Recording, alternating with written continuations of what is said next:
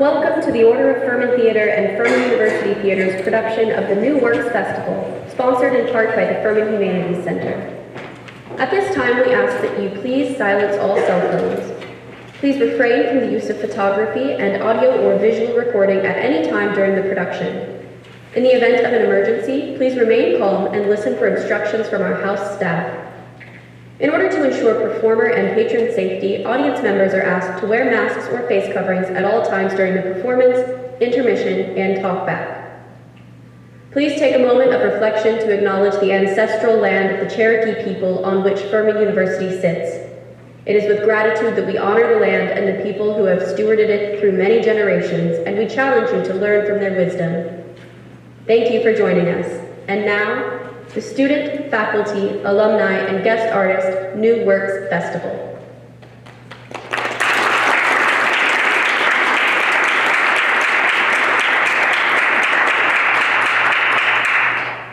Storm Clouds for Lonely Hearts by Quinn, Xavier, Hernandez. Scene, we fall apart. Claire's apartment, her bedroom more specifically, neat and orderly. Outside, winds churn and rain pours. Claire and Jenna burst through the door leading to the rest of the apartment. They are both soaked to the bone, but neither of them care. They are deep in the throes of each other. They are rolling in the deep, soul and spit swapped. The room becomes caught up in a tornado of lust as clothing unravels, sheets are upturned, and the air becomes thick with sweat. Thunder pounds when Jenna throws Claire onto the bed. There is the tigress on the prowl, and then there is Jenna, a woman awoken. She knows no fear now, just this moment.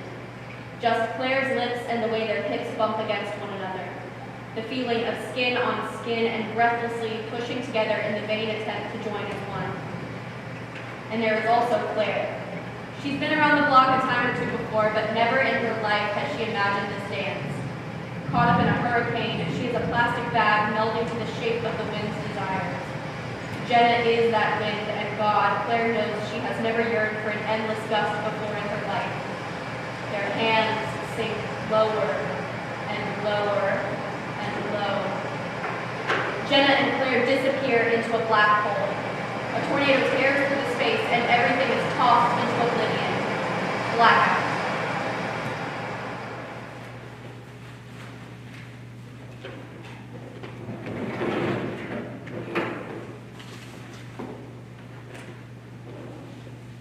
Scene, falling slowly. A restaurant. Not quite expensive, but not somewhere you would go without at least a somewhat special occasion. Claire sits alone. She wears a red dress and sensible heels. Her purse is at her side. She is waiting. Perhaps a touch too long, but perhaps not. Jenna enters dressed in a white blouse and black pants. They notice each other, and we can begin to hear the gentle pitter-patter of rain. Neither woman notices this. Claire? Yes. Jenna. Right?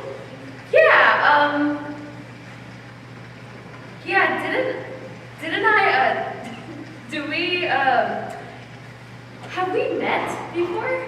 No. Oh, wait, were you? Did I see you on the bus yesterday? Fremont, line 18. Yes, I got on right before that downpour started. And I had to get off right when it did. Oh.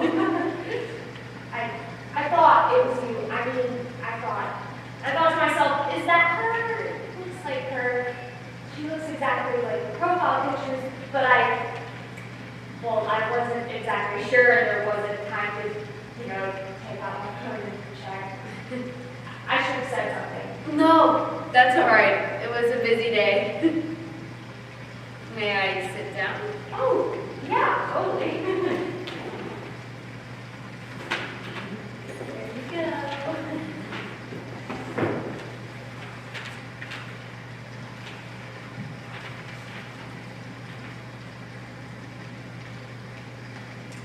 Have you ever, You first. Okay. Have you ever, well, Have you been here before? Only once. Oh. For work. Oh. Yeah. Are you okay? What? Oh, yeah. Yeah, I'm fine. It's just. I meant, have you been in this situation before? There? No, I mean, I'm sorry. I'm not very good at. This is all new territory for me. Oh, yes. I mean, not a lot, but yes, I have. 2 times. Okay. Okay. Cool. Yeah. I'm sorry. Maybe everyone starts somewhere. I've been on dates before, but, well, yeah. This is the first time where I actually am interested in the other person. Oh, really? Oh, no, not that what I meant was, I guess, that came out all wrong. I'm so. Don't apologize. You don't have to. Okay. Feel free to keep when you're flustered. What? Hey, you relax, okay? I think it's safe to say that I'm interested in you too. I would be here if I wasn't. Maybe this wasn't the best idea. I think I ought to go. Okay. If that's what you want. I just. It's okay, Jenna. I get it. I do. The first time, it's tough. I left halfway through my first date with him.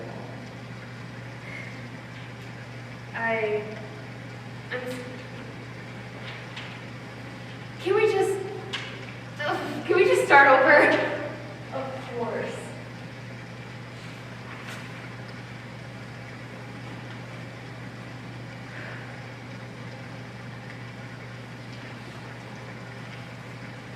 Claire? That's me, Jenna, right? Yeah, that's me. Would you like to sit down?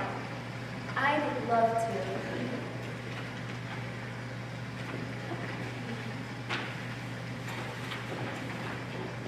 Have you eaten here before?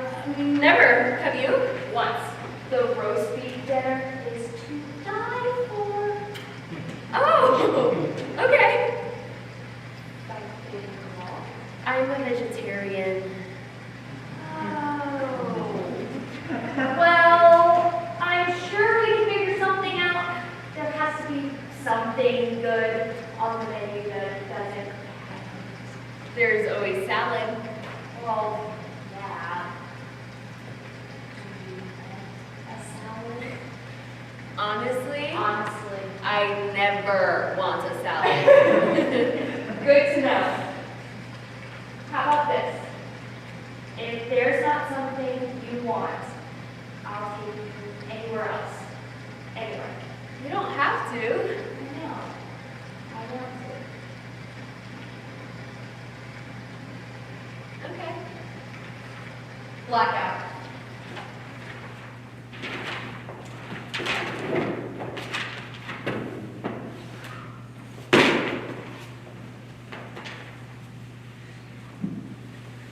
Scene. One touch and it begins. A crowded bus. There are no seats available. Jenna sits with her purse on her lap, checking her watch. She's nearly late and it shows.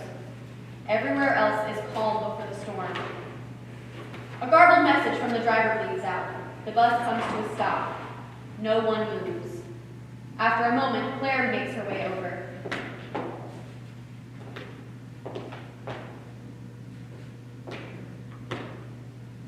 The bus starts to move again. The bus takes a turn. Claire braces herself. The bus keeps going. garbled message from the driver. The bus lurches to a halt.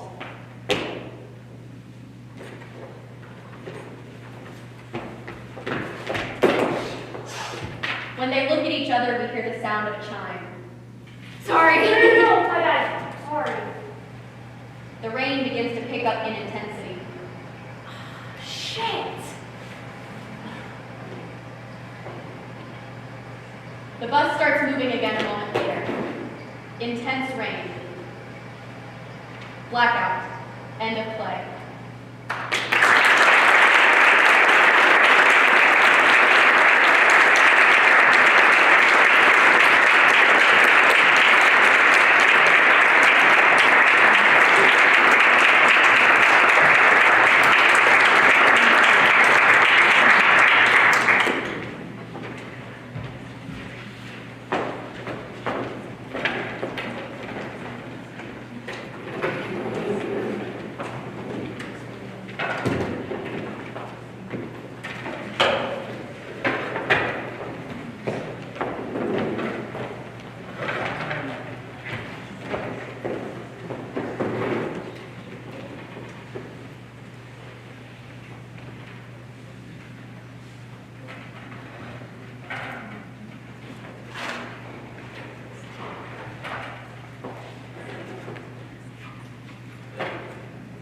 Moratorium by Kapoor. Cold industrial white lights snap on instantly. An older teenage boy and a middle-aged woman. Boy sits on the end of a dramatic chaise lounge sofa. He is clean and attractive in any way. He is calm and indifferent. Nath, maybe. His words are slow and careful. Woman sits tall in a matching bergère armchair adjacent to the sofa. What about Tom's brother? Do you and him still talk? Left 3 months after it happened to the coast, the other coast. I wrote him a letter and sent it to the address and nothing back. That sucks. It's okay. Did you talk to him at the funeral? No. Do you remember the funeral? Where did you go? What? Your trip. You didn't pick up last week, so I found your landlord or boss or whatever to You ask did him. what? He said you were away. Where did you... I took some time to rest. I don't owe you an explanation. What prompted this invasion of privacy? I needed you. Excuse me? I needed you last week.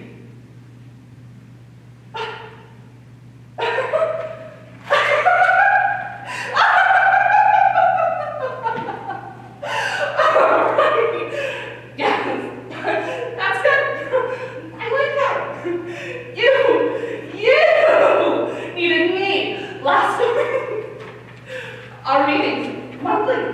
I decide. I tell you what date of the month. Once a month. And you call my fucking boss. We talked about this up front. I let you know what date of the month.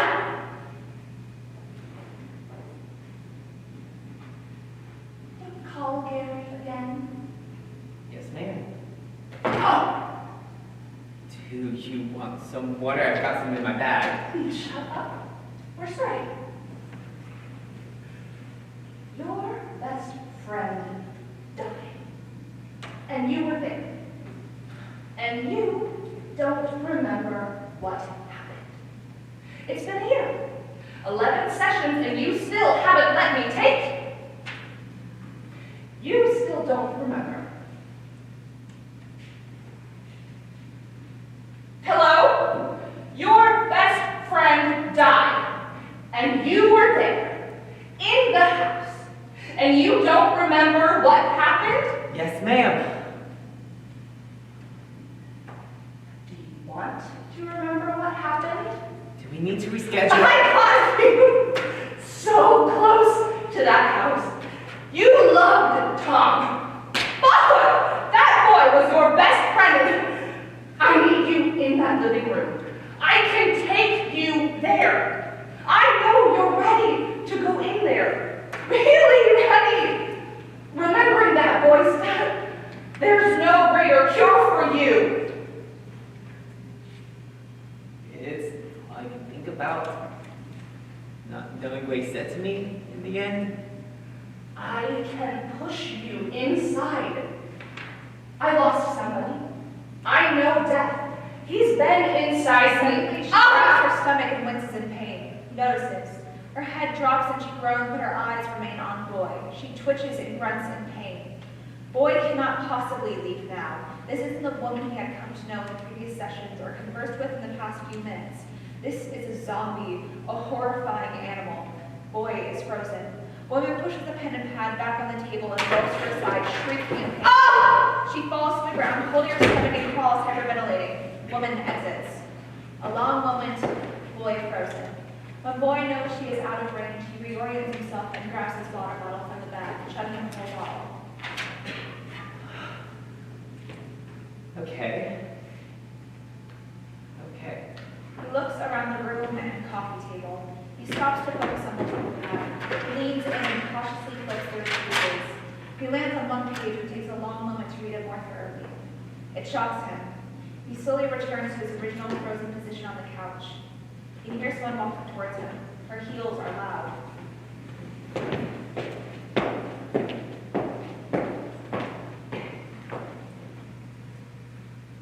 Drink this. It's a microdose of anesthetic for suggestibility, mixed with some juice. Do you like apple? What are you doing to me? No. Don't worry. It will help with our process. Okay.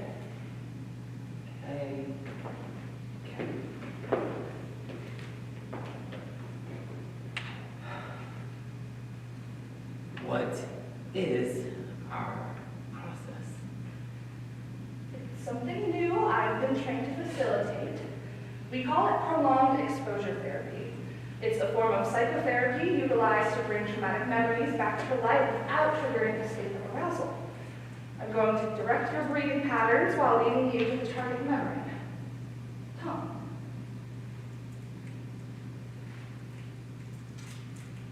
Okay, we're starting in this room, my office. Do you know where we are? Yes. Do you feel safe here? No safer than anywhere else.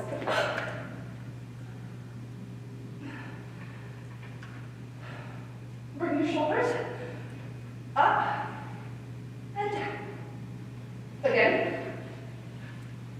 Good. Roll your head around. Release the neck tension. Yes. Keep doing that. Relax your jaw. It's clenched a lot. You hold your breath there. Rub hinges with me. Watch. See? Shake it out. Now get comfortable. Sink into this sofa. It's old, but it can hold you. Really hold you. Held much worse than you. Melt. Melt, but keep your eyes here. Entertain your lungs and nothing else. Feel the pain to use them. Your lungs. Ancient pain. Ancient impulse. Breathe all your shit out and wait. Wait. Wait to bring any good air back until the pain forces it. You should be laying down. Put your legs up and lay down, eyes closed. Stop clenching. I can see you. Push out. Push out! He's alive in you, but you won't push us. Inhale for 5 seconds.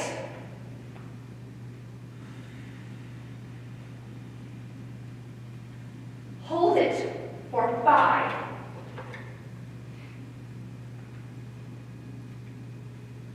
And exhale for 8.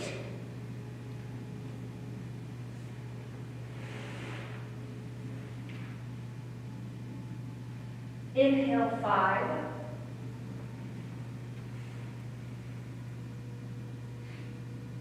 Hold 5.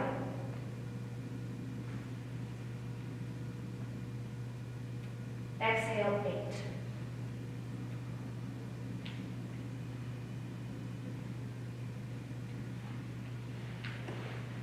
In 5.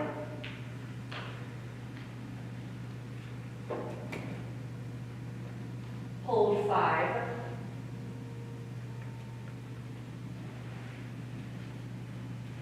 Out 8.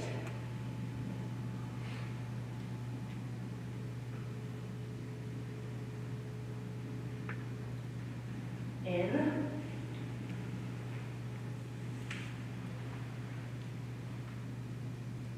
Hold.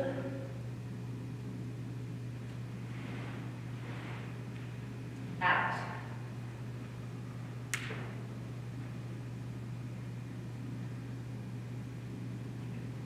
In. Hold. Out.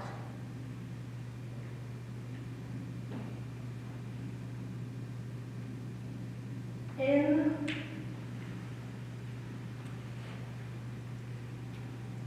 Hold.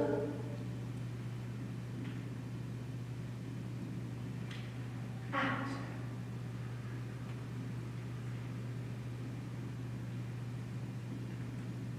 Keep that pace. Your body should expand and contract with your moves. Just feel yourself. What is your life saying to your body? Can you feel him pushing against the cushion, against your ribs, against your stomach? Is he kicking? What was that? It's working. Continue. No. What was that? Continue breathing. And while your focus shifts to the rest of your body, feel your weight on the sofa. Feel the sofa's weight on the floor. This room's weight in the house. This house's weight on the ground. How heavy is the ground? Come back to the sofa's weight, to your weight. This is dumb. I'm not even relaxing. I'm just not even. Pay attention to that stupidity. Your stupidity. How does it feel? Are you annoyed? How does it feel in your chest and arms? Are you anxious? Collect what you feel towards me, towards this room, towards anyone outside this room, and then exhale those feelings. And let them float away. Through the vents. Good. I think those feelings are coming back down. Yeah, I don't want them to go. I know you're fucking with me. What are you going to do? Let them stay.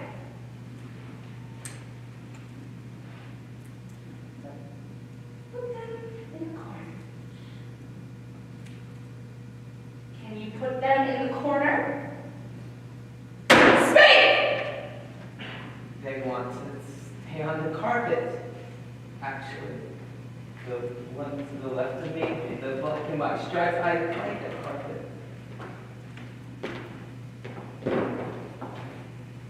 Okay. Whatever inhibitions you feel about this process, just stuff them into those white stripes. Keep breathing like we talked about. Now, think about the black stripes on that carpet. You see what they look like? Yes.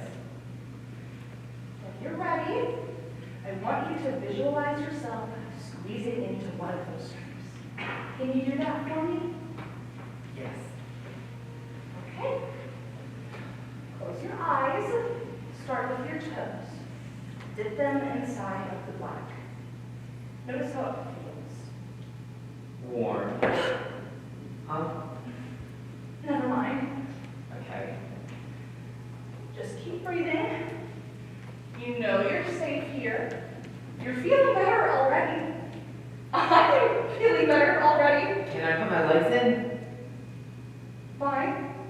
Very slowly. Ankles and shins first. Then knees. Then thighs. I'm already all the way squeezed in, except my head. That's fine.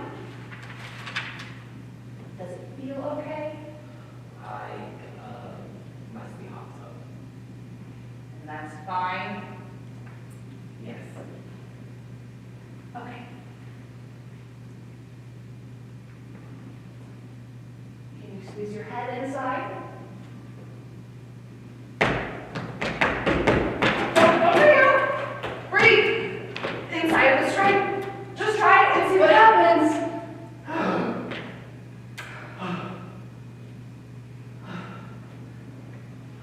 Okay. In all the way. My hair is not wet, it's not musty anymore, I don't know. I don't know what it is. Where am I? Everything is black.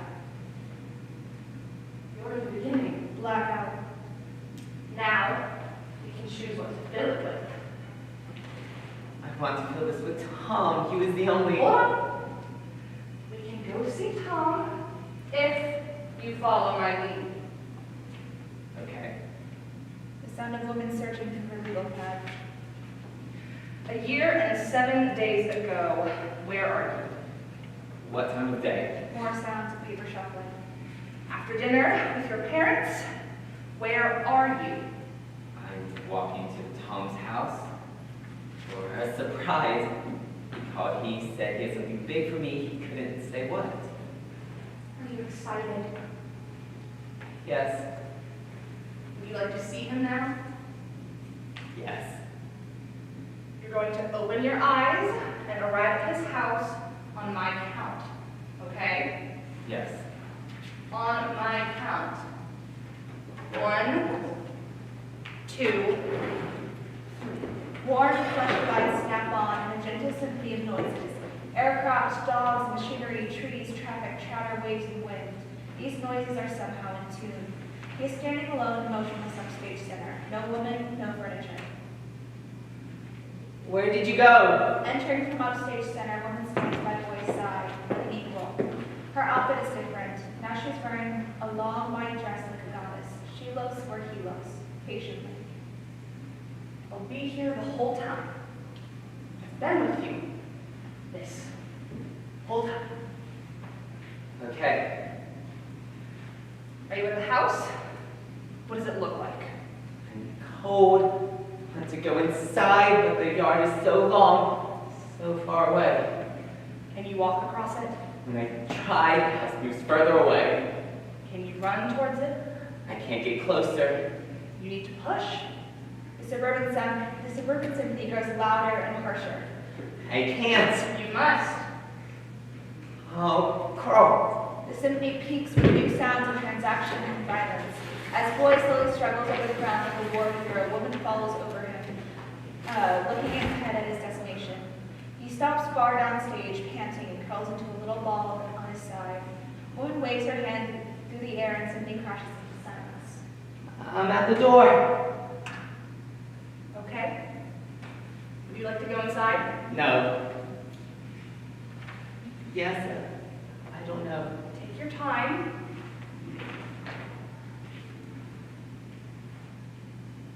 I'll do it. Can you open the door? No. May I? Woman walks forward and lays down behind boy, leaning back on her elbows.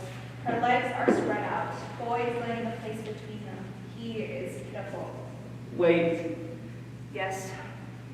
Thank you for helping me.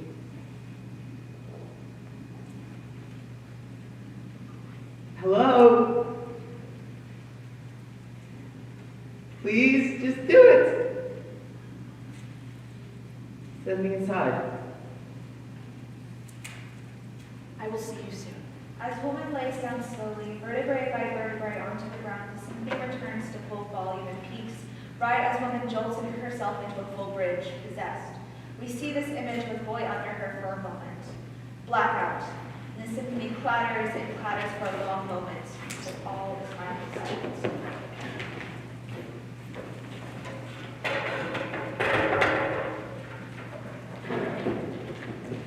Cold industrial white lights snap on instantly. The furniture has returned. Woman is alone reading through her legal pad.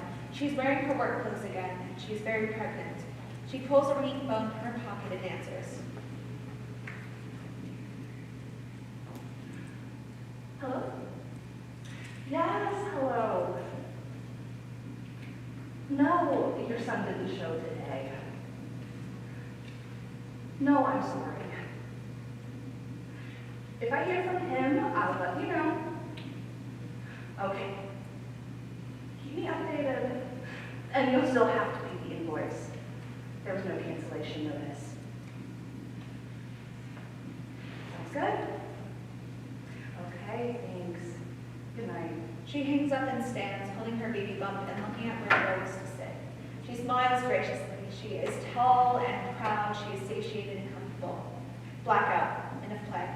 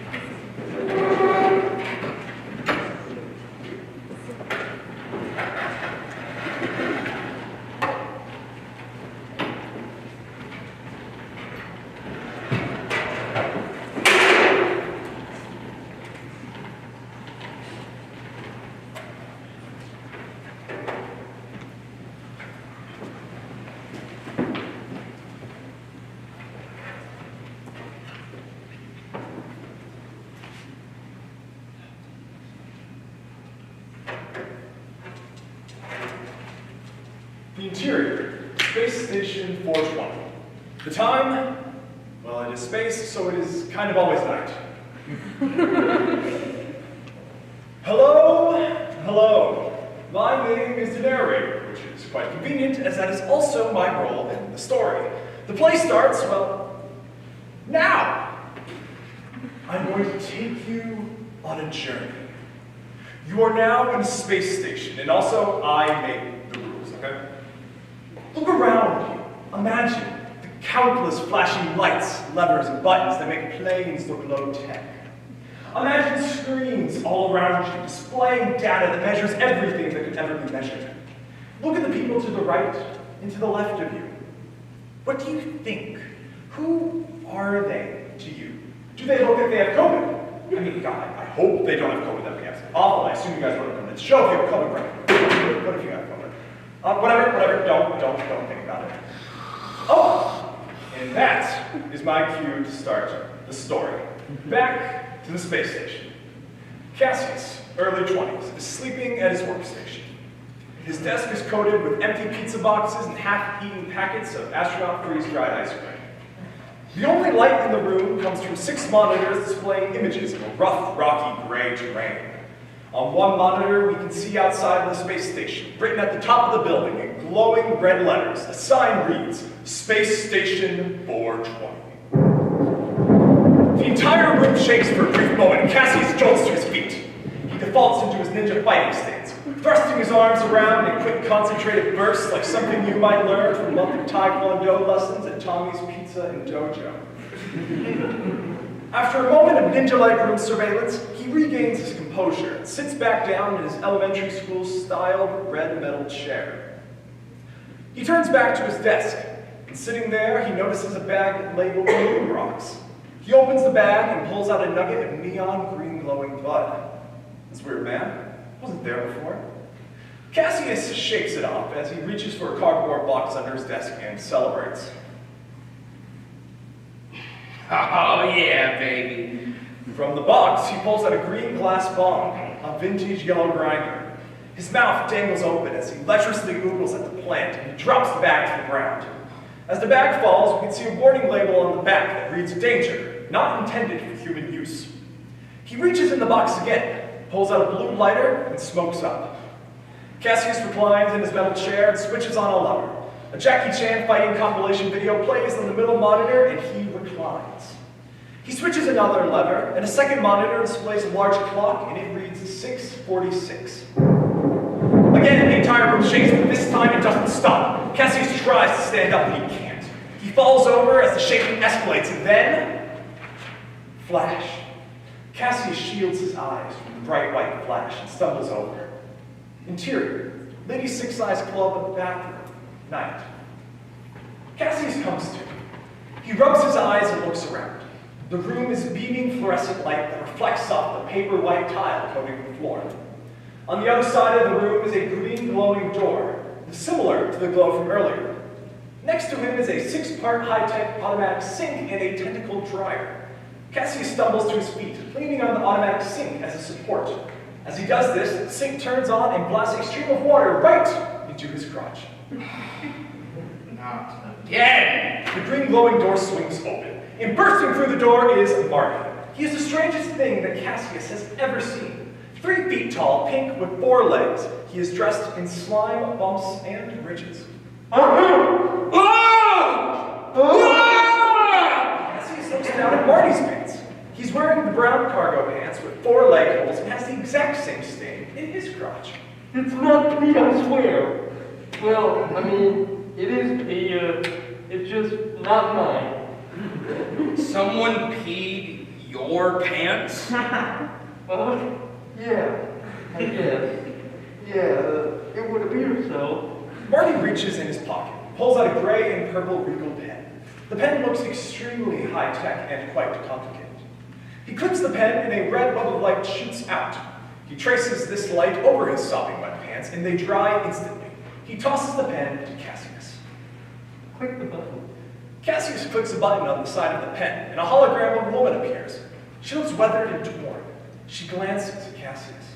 Help me, please. Talk button. Marty hustles over and snatches the pen. He clicks it furiously and the hologram disappears. A red web shoots out and he scans it over Cassius to dry his pants. You're welcome, by the way. Who was that? Don't worry about it, it's not your business. My name's Marty, by the way, but you can call me Marty for short.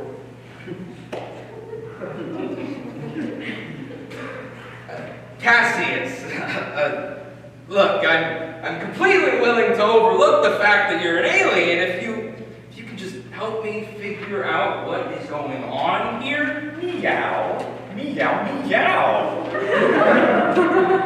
Sure, gotta go. Hold on to this pen for me, will you? And please, don't let anything happen to it. I'll find you later. Marty turns and bustles out the door. Here, dude, Daddy his treats. Hey, wait, what is this? Cassius studies the pen in his hand. After a quick beat of absolute confusion, Cassius pockets the pen and opens the green glowing door.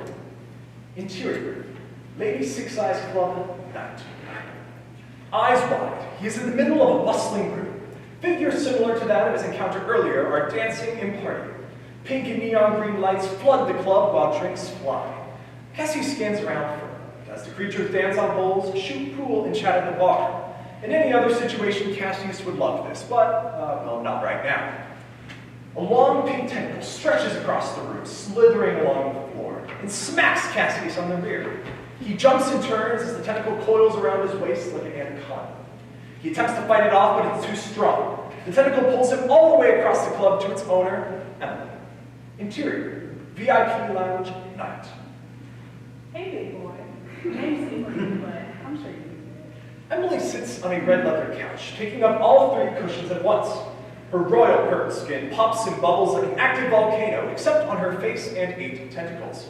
Record-breakingly large spectacles sit on her face, seemingly held up by nothing, and covering all 6 of her eyes.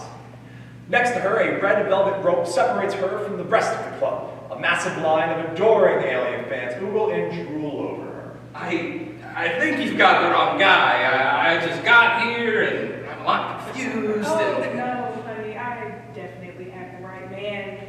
I seen you standing over there and I said, ooh, I have got to have this man. And you should know this about me. I usually get what I want. Cassius can't hold her gaze. Emily is not easy on the eyes. I'm flattered, I really am, but I need to find somebody. Who's that, sugar?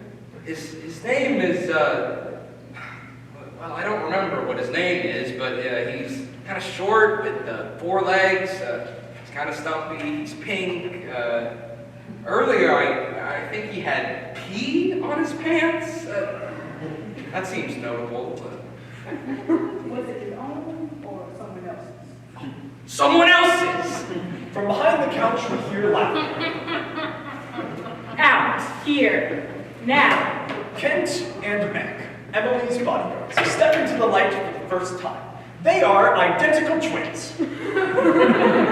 Standing at a staggering 8 feet tall, covered head to toe in scales, you can still see muscles rippling beneath. These guys are the polar opposites of Barbie. I thought we talked about this, boys. Keep it in your pouch. No more peeing on people. Not in my club. I don't even know why I have to say that. Wasn't us. Cassius reaches his hands in his pockets, and he feels the pen from earlier. Oh, I just remembered. He gave me this thing. The mood shifts, sharpens. All 6 of Emily's eyes dart to the pen. Where did you get that? I told you, the guy from earlier gave it to me. You can't have that here, son. I need you to hand that over to me. It's not mine. I don't think you understand.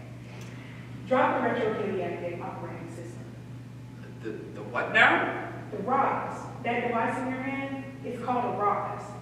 And I have a strict rule in my club, no space-time bending devices allowed inside. So, if you could just set that down on this table, we can get back to business. Space-time bending? What do you mean space-time? Who even was that guy? Dude, what the F? Who are you and why are you speaking my thoughts? Well, I am just like you, Cassius, except I am cooler and smarter and better looking, and I can definitely run a lot faster.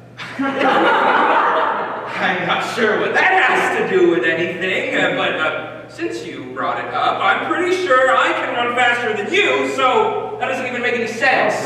No, you can't. How would you even... No, it doesn't matter. Who are you? Where did you come from? And what is going on? I'm swooping in to solve a plot hole. That pen you have is extremely valuable, and just don't give it up to anyone, not even Marty. All right, good. Peace out. What? Hello? Are you listening? I need that pen, honey. I'm sorry, I can't do that. Look, son, I think you're a sweet guy. I really do. I can sense that about you. But you have no idea what you're doing. Now, I'm going to give you one more chance. Be a dog and Cassius glances down at the pen and notices a button on the bottom half of the pen labeled ICE. Aha! In case of emergency. He pushes the button. This will surely save him. A pen this high-tech definitely has come equipped with a defense system. A stream of ice cubes shoots out from the top of the pen onto the ground. Shitballs. The same quick as earlier rumbles the entire club. Panic ensues. Emily gestures towards the boys. Like a magnet, the Roz immediately latches onto Cassius' leg, and a needle protrudes and punctures the skin. well, get him, you idiots!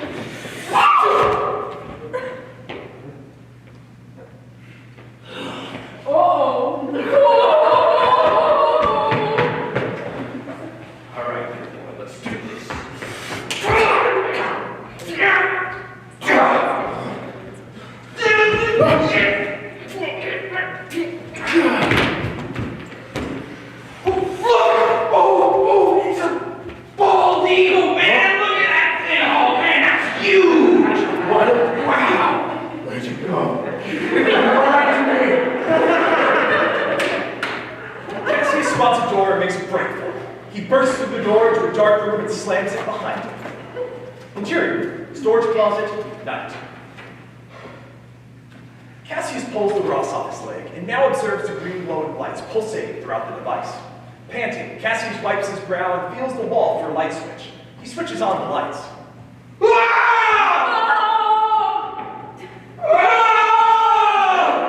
The fluorescent lights illuminate a storage area for the club. Packed with boxes and papers scattered around, a sleek metal table sits between Cassius and Reggie, 60s.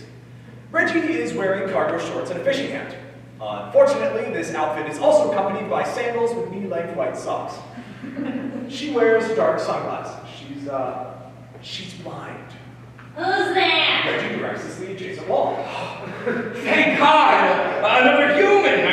I thought it was just me here, and I was like, oh, in another world or something, dude. You wouldn't believe. I was so worried. Stop what you say. Sorry? What you say, stop. It just pleases me. I was just saying, I'm glad to see another human. I made it very clear that you should stop this nonsense at once. Humans have been gone for quite some time now, and I think it's better not to bring that up. What are you talking about? Humans are... Silence! Look, lady, I'm not sure what's going on. I don't know how I got here, and I don't know what I'm doing. I just want to get back. I mean, obviously humans are real. I am one. I mean, I definitely was sure before, but now I'm starting to doubt it because everyone else looks like aliens, and there was a hologram girl, and the one actual human doesn't think I'm actually a human, so that's confusing. You are human, you say. Yes, ma'am. You must come near me and listen close. You said you wanted to go home? I can send you home. I have just enough life force left in me to get you back to Earth. But you must do one thing for me. Anything? I need you to sing me a song.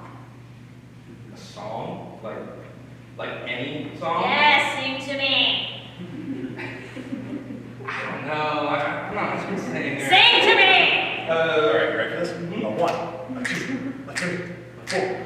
Fly me to the moon, let me play among the stars. Let me see what spring is like on Jupiter and Mars. In other words, hold my hand.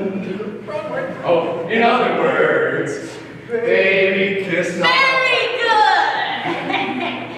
Yes, this pleases me. I am much better now than I was before. Sweet!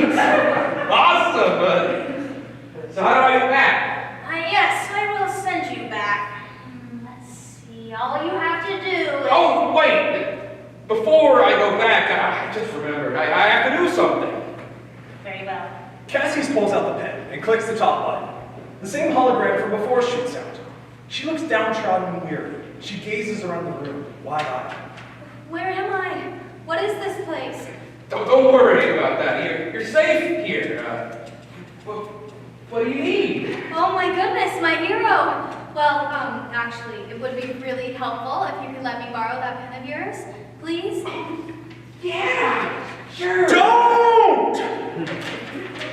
Why not? She seems nice. I am the omniscient narrator. I would highly recommend you heed my warning. Oh, it's not like you know everything. But I do. Whatever, man. I'm tired of you treating me like I'm stupid and telling me what to do. Here, innocent hologram lady, you can have the pen. He hands the pen to Meg, early 20s. Immediately, Meg clicks the button and her hologram form turns into human form. Her weary meter quickly sharpens. Oh, it feels so good to be back in my skin again. Thank you, you precious idiot human. Thanks to you, I can finally fulfill my destiny and finish what my mother started. For your kindness, I'll spare your life. What? Well, now with this Roz, I can rid this planet of its disgusting creatures and finally create my own perfect world. I was trapped in that pen for so long, but now my power is endless. I'm going to fulfill my destiny. And it's starting with you. Then he turns to Reggie, who has been quietly meditating in the background. She clicks the pen, and a beam of light shoots out and hits Reggie right in the stomach. Reggie turns into a count on impact. Meow, meow, meow. No! Wait, no! What did you do? She was about to help me get back to Earth. It is my destiny. I cannot stray from the path of greatness. I am the harbinger of death. I am the goddess of chaos. I am Meg. Right. Before you do all that, is there any way you could maybe help me get back to Earth? Earth? Pitiful planet, but yeah, I suppose I can send you there.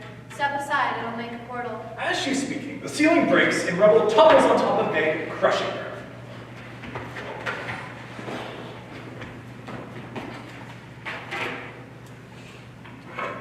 Oh, shit. Marty is on top of the new pile of rubble. Oh, hey. He looks down on his pile of rubble and sees a lifeless hand sprawled out underneath the pile. Did I just crush someone?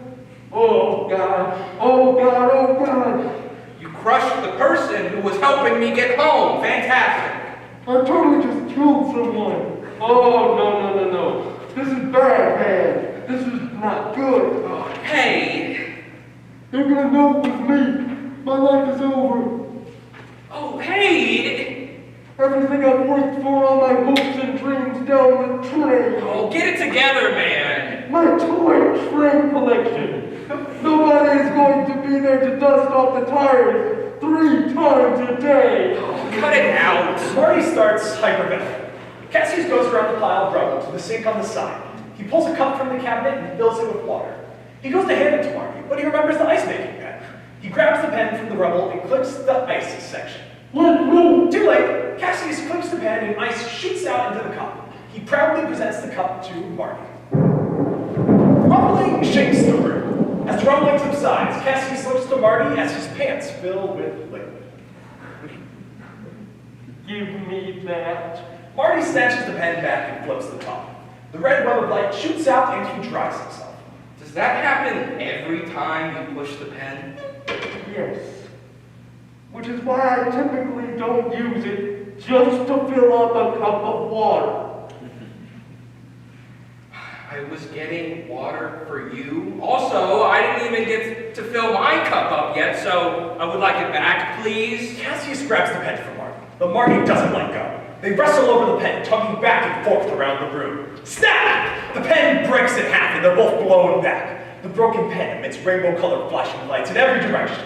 The lights flash faster and faster and faster until... Flash. Interior, Space Station 420, continuous. Cassius wakes up back in his metal chair at his station. He looks around.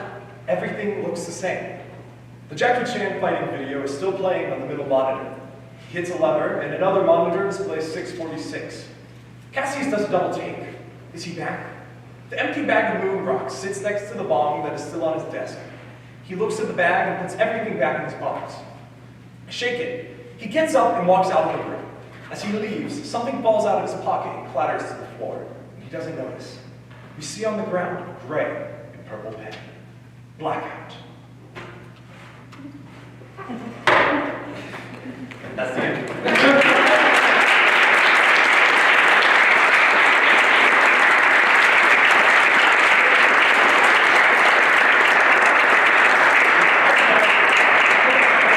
We will now have a 10-minute intermission. Be free.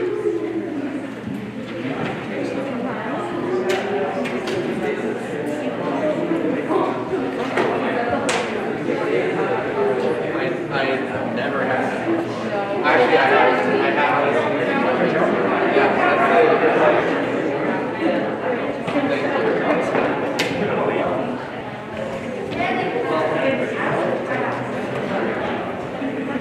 You were so good.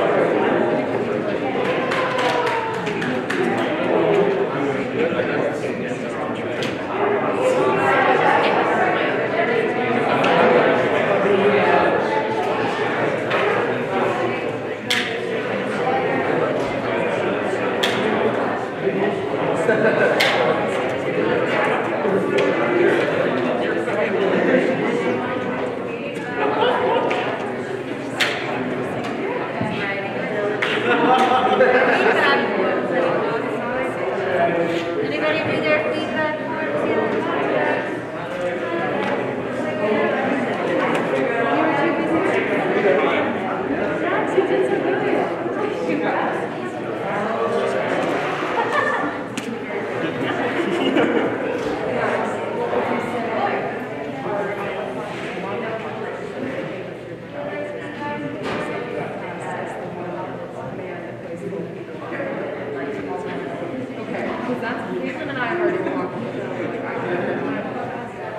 I hope so. Red likes me sometimes. I don't know. I feel like both would be. You guys are telling more hypothesis about the man who plays 12 characters in On the Verge, and he said that's what he wanted, so we were right. I know, he might split up though. I feel like he might do that. I don't know, I thought that he would, but then I told someone else and someone else already. I was thinking he's very traditional. I hope so. I hope so, because that's a nice to do humorous interpretation. That's so sweet. That's just I haven't read it. Me neither. I've only read the Wikipedia, which is how I know it.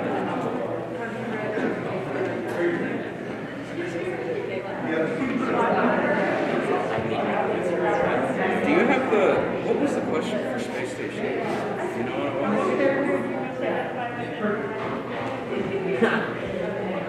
I like that's the feedback. I identify with Meg. I really want to take over create a chaos and be part of your destruction. That would be me. I think more.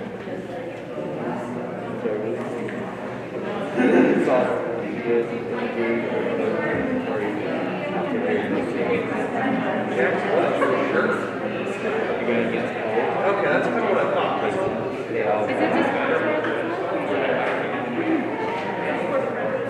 It's an hour. Right, the problem is my stuff is like split half and half in my actual so I don't know where Jack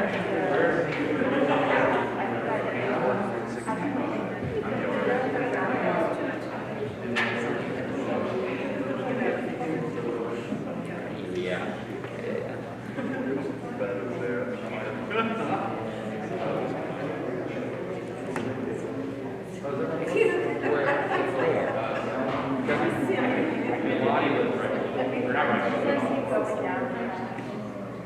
My friend Scout.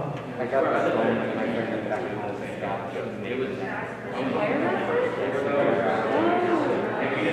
my sister knew oh, I know. This is beyond me. She's buying copper wire from Hobby Lobby. There's that. Because my sister and she called her later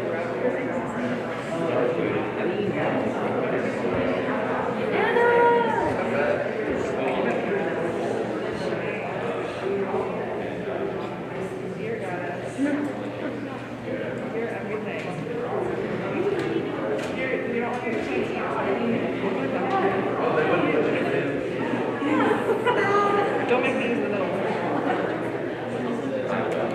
It's from old. I have bus steak. I'm like trying to do it before I knew that it was bad. My friend was like, no! I was like, okay, like, why are you here? No, why are you sleeping? Why are you sleeping? Other than this, why are you sleeping? Guess what I bought today? I bought 2 little pieces for $2.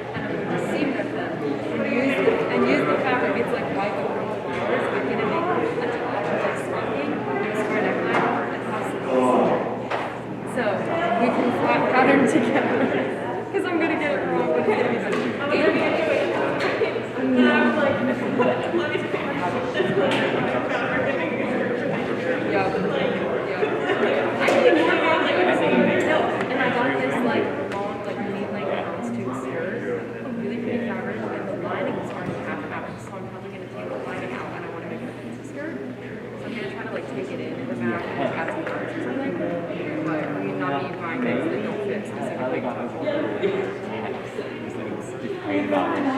We really have. We like the Catholic game.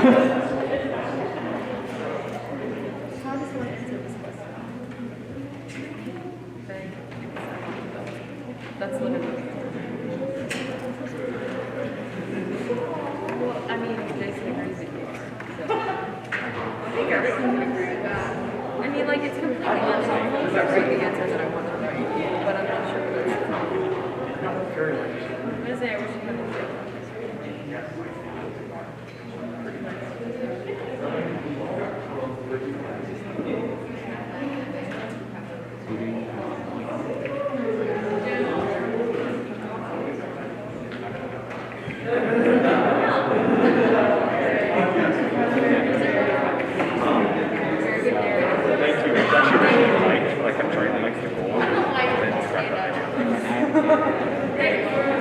Thank you. That was also my favorite here. I saw you literally dumping yourself out of this pen last night. Because you were engaged. I was laughing at this more funny than anything else. Well, I guess it's just because in my head, my voice sounds like Morgan Freeman. In real life, like, it just doesn't come across that way. Yeah. That's true. And of course, it just made me wonder, like, I read the other day the reason I said that it's just fascinating and it sounds so stupid that I don't know. I'm going to be outside. I've been waiting for her to introduce us, but she's not going to, so. That actually is really creepy. I never thought about this. It sounds different on recording. You just caused my nightmare. Having said that, Well, I have something different. either way, you go back on my question which character you resonated with. I've never been there, and it's like my show is resonating in my head. Well, tell him your reasoning. Yeah, exactly. I am. The script actually says mostly on that show, so no flaws.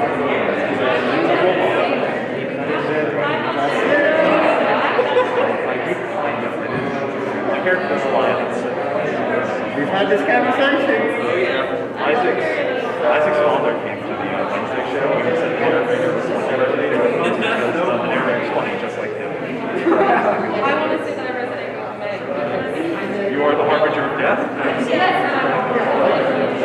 Okay. I think I resonate with Reggie, but in cat form specifically. My meow. I resonate with Just an name. You're beautiful. Sorry? You're beautiful. Thank you. I would have said the same thing in your position.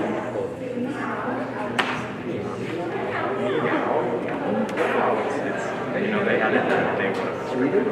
Thank you. Pleasure.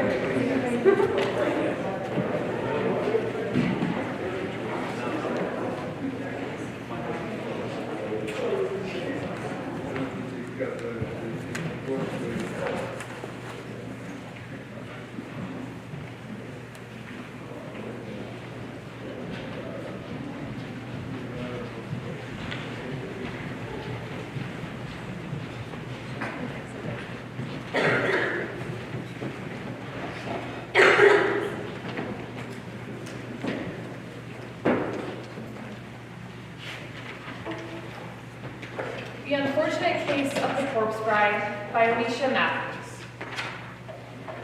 Amy Sterling is murdered before the play starts, so she doesn't have any lines. She was supposed to marry Gareth in a few months. She's the daughter of Eldon and close with Serena. Gareth Stephen is also murdered before he can get any dialogue. He was supposed to marry Amy. He's close friends with Neo.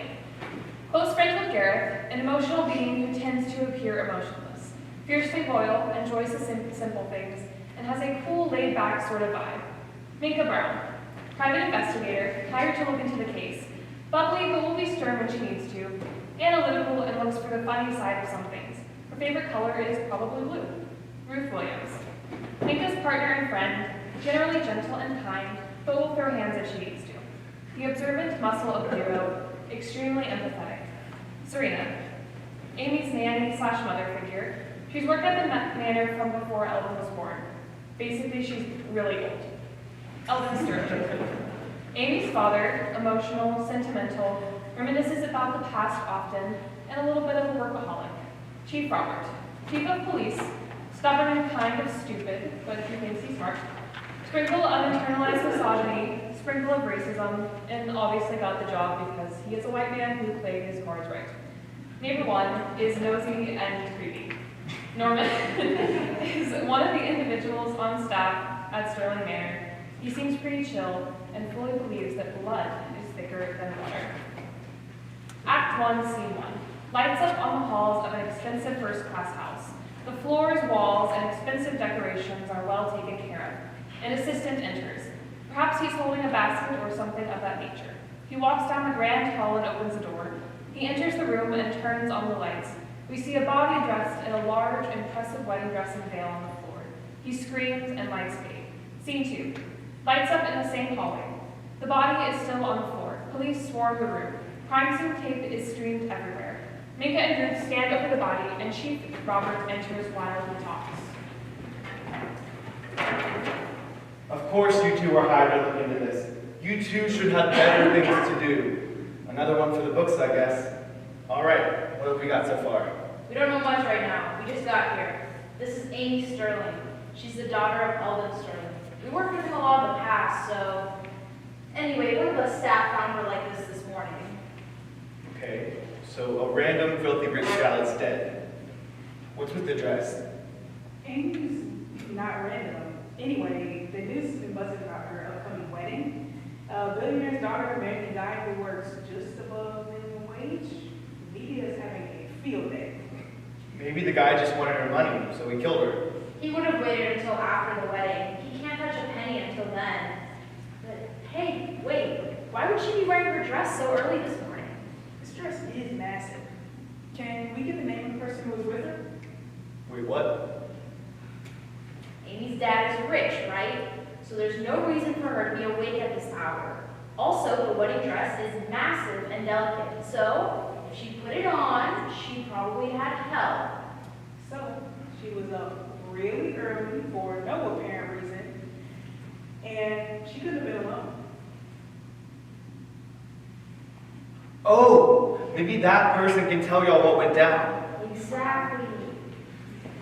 One of the police officers milling around taps Ruth on the shoulder. They step away and talk on the other side of the room. Minka turns to say something to Robert, but is cut off when Eldon and Serena stumble into the room. Serena's clothes are a little dusty, and she is holding a green jacket. Eldon is hysterical. Serena tries to calm him down. Where is she? Calm down, dear. The police will tell us everything you need to know soon. Excuse me, this is a crime scene. I'm gonna have to ask you both to leave. Please.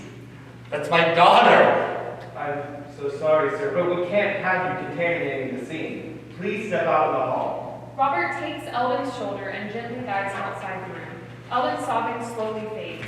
Serena turns to follow, but Minka stops her. Excuse me, I'm so sorry for your loss, but may I ask how you know the Sterlings?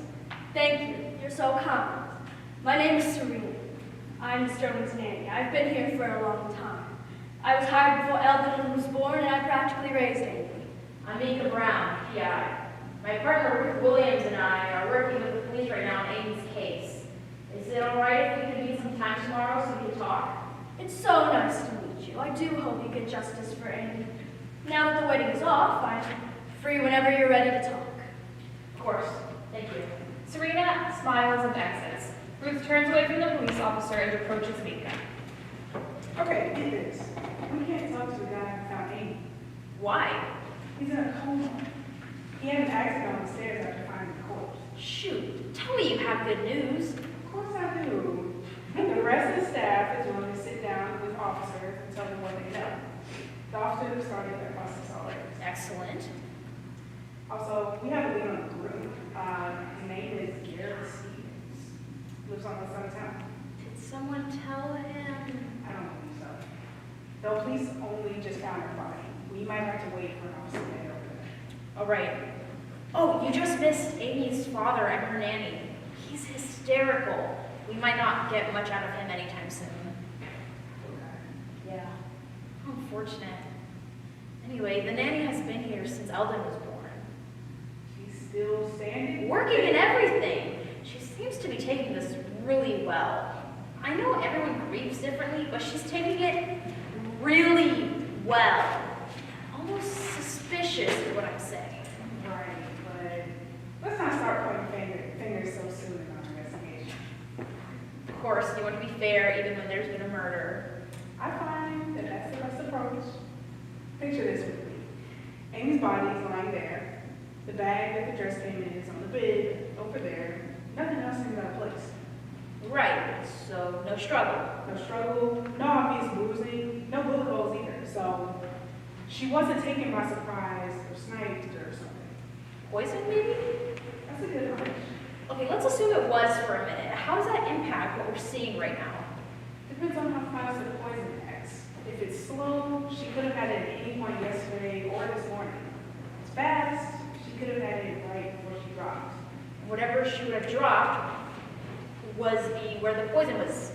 Then that thing would still be on the floor or something. Held in the ground. Mika and Ruth start examining the carpet and under the furniture near Amy's body. Ruth eventually finds something under a dresser and calls over a few police officers. Ruth steps back as the officers bag the object. Could be nothing, or could be something. Good find. Thanks.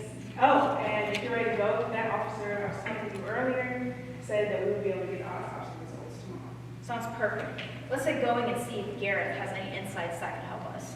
The duo exits and lights fade. Scene 3, new. Lights come up on Gareth's front yard. It is a small, modest house. The house and the yard have been kept clean and neat. Everything is obviously less expensive and less dramatic than the Sterling's manor, except it looks like the door has taken a few hits. Minka and Ruth are walking up towards the door. They smell something weird. Ruth points out the scratches and dents in the wooden door. I wonder what went down. Same here. Whatever happened, the person wasn't looking to cause destruction. They just wanted to get in. The rest of the house and yard is still in good condition. Good point. Do you smell something? I think so. Paint, maybe? Definitely chemicals. Maybe the house was scrubbed recently or something. Ruth knocks on the door. It shakes a disturbing amount even though Ruth didn't pound that hard. Ruth looks at Minka, who motions for her to announce herself. Hello, this is Ruth Williams, PI, and my partner Minka Brown. We just want to talk. Ruth glances at Minka, who grins and gives her an enthusiastic thumbs up. They wait for a few seconds before Ruth knocks again. She knocks while speaking. Mr. Stevens, we just want to talk. The door swings open and nearly falls off the hinges. Our duo jumps back in surprise. Ruth gets closer to the open door, but she makes a face. She's practically gagging. Oh, God. What is it? Minka hops up the steps to join Ruth while Ruth speaks. It smelled. Bleach. The duo share a look. Lights fade. Scene 4. Lights up on the front of Gareth's house. The yard is now swarming with police and caution scene tape is everywhere. Minka and Ruth are in the middle of the yard, and Robert exits the house while another officer who he shoos away as he approaches Minka and Ruth. Some reporters run up to Robert just before he reaches the duo. He waves them off aggressively. The reporter frowns and turns to interrogate some of the loitering officers. At some point during the following exchange, Neighbor 1 starts lurking in the background. All right, so you two were on to something. Someone killed Gareth and scrubbed the place clean. Is his body still here? Surprisingly, yes. He was shoved in a closet. A poor guy looked like he was stabbed several times and took an awful beating. So, messy murder and a thorough cleanup. Seems like the killers have done this before, but why would they leave the body? Maybe the killer or killers were planning on coming back to hide blood. Maybe. I wonder if us finding Amy's body interrupted the killer's plans. That would complicate things. How did we get here? We should look into the people who knew Mr. Stevens and find out what kind of things he was into. Maybe this was a business deal gone wrong. Maybe. You think he knows something? I would think so. He seems nosy enough. Robert wanders off to join a group of police officers. Minka and Ruth both walk toward Neighbor 1. Excuse me, sir. My name is Minka Brown, PI, and this is my partner, Ruth Williams. We're looking into your neighbor, Gareth Stevens. Can you tell us what you know about him? Oh, I see. You think just because my neighbor is dead, I would know everything about his schedule of life since I lived next to him, huh? You like those know-it-all neighbors in the detective shows? Maybe I have like a New York accent, not nearly enough time on my hands to talk to you, but I tell you everything you need to know. well, exasperated, that's in like, what, 3 kids? Is that how you think this is gonna go down? No, sir, Because that's almost exactly right. I'm a chronic people watcher, and I'm also retired with way too much time on my hands. It works. All right, sir. Can you tell us about this morning? Did you see Mr. Stevens or anyone else come and go? Yeah, so, now and then Gareth works the graveyard shift, so he came home just before dawn. was there someone waiting for him, or did someone come before or after Mr. Stevens returned home? No, didn't see anyone, but, there are many ways to skin a cat. You start with the ears, for example, actually, maybe that wouldn't work too well. The left paw? Does it matter if you start with the left or the right paw? I've never skinned a cat before, but, maybe the tail? That would not be it. Under the belly? Do cats have belly buttons? Okay, I'm gonna have to look into this. Sir, do you know if Mr. Stevens had any enemies? Maybe he had some money trouble with someone? No, Gareth was a good kid. Wasn't one to worry about money. Ask a different question. Okay. Did Mr. Stevens get into any other type of trouble with somebody?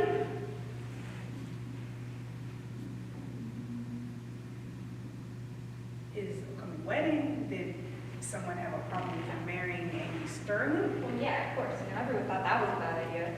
A few seconds of silence while our duo wait for neighbor 1 to elaborate. He shrugs. Perhaps he munches on a mysterious old person snack. In some way, he signifies that he has no more relevant information on this topic. Can you tell us a bit about who Mr. Stevens spent time with? Does he have any friends or family that might have been closer to him and know him a bit more? Well, I know his family lives out of state. His only friend came around all the time. Kid's name was Neo, something like that. He doesn't live far from here, and he's always either here or at the coffee shop he said. Thank you for your help, sir. Glad I could help. If you excuse me, I have to have dinner for Mrs. Oh, wait, it's lunchtime. That is an illusion. Or maybe I'm going to bed early. Then again, aren't we all? Neighbor 1 hobbles off stage. Ruth and Minka share a shrug, and perhaps one of them face palms and the other chuckles. They both exit, and lights fade. Scene 5, later that evening. Lights up on the street in front of Garrett's house. Neo enters from behind the audience. He's on his phone. Maybe he has earbuds in, and maybe he's dancing as he zigzags through the aisles, going in no place in particular. Perhaps he even steps over empty chairs or scooches down some rows. Maybe he's singing along to his music as he walks. Whatever he does, it's evidence that Neo is a carefree soul who is just vibing through life. After a few minutes of his wanderings, Minka and Ruth enter. After quickly glancing around the room, Minka points to Neo, and the pair starts trying to catch up with him. Excuse me, sir. Neo, right? We'd like to talk to you. Sir, just a second. Neo clearly doesn't hear them. Maybe he stops for a moment like he hears them, but he starts dancing instead. This man has no care in the world. He starts making his way towards the front of the audience. Minka keeps on his trail, but Ruth decides to keep a distance and observe him. Through all of this, Minka and Ruth keep calling Neo's name or ask him to stop and talk for a second. Finally, Neo reaches the front of the audience. He looks up at Minka and he slowly pulls out his earbuds. Ruth jogs to the front of the audience. Oh, hi. Were you talking to me? Yes, sir. I'm Minka Brown. This is my partner, Ruth Williams. We're private investigators looking into the death of Garrett's fiancée. Oh, yeah. I heard about that. I was just on my way to go see him. He must be a complete mess right now. Hey, come on. His house isn't far. I'll just sit with him while you talk to him. Neo. It's Neo, right? Did the police get in contact with you? No. I haven't been home all day, and I haven't gotten any calls either. Why would they want to speak to me? What do they want? Well, they just want to have a talk with you. We'll find you after they see you. What do they need from me? Nothing good happens when they're involved. If you know what they want, just tell me. The police, they have some unfortunate news for you. Regarding your friend Garrett, something happened and we need to talk to you about him. Something happened? Listen, I don't know what the police think Garrett did, but I promise you he didn't do it. Just come on, his house isn't far. He can clear this up for us. Neo, we came to you because we can't ask Garrett anything. He's gone. Gone? What do you mean gone? Where did he... Wait, you said you had some unfortunate news? I thought you meant Amy, but Do you mean something happened?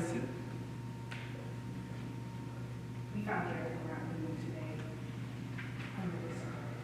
Neo starts pacing the space. He's trying his best not to freak out. No. No way, no. What happened? I'm not sure how much we can share, but we're looking into it with the police. So you think whatever happened was shady? Yes. Oh, this can't be happening. We talked last night. When you two talked, did Garrett say anything suspicious? Did he have any concerns about anything? No, not really. He was at work, so it wasn't a long conversation, more of a check-in. There's no way that he's... No. Hope you don't mind a personal question, but how long were you two friends? We met when Gareth moved to town, so it's been a few years now. I've lived in this town my whole life, so I thought I'd show him around. Turns out we both like our coffee black, and we've been friends ever since.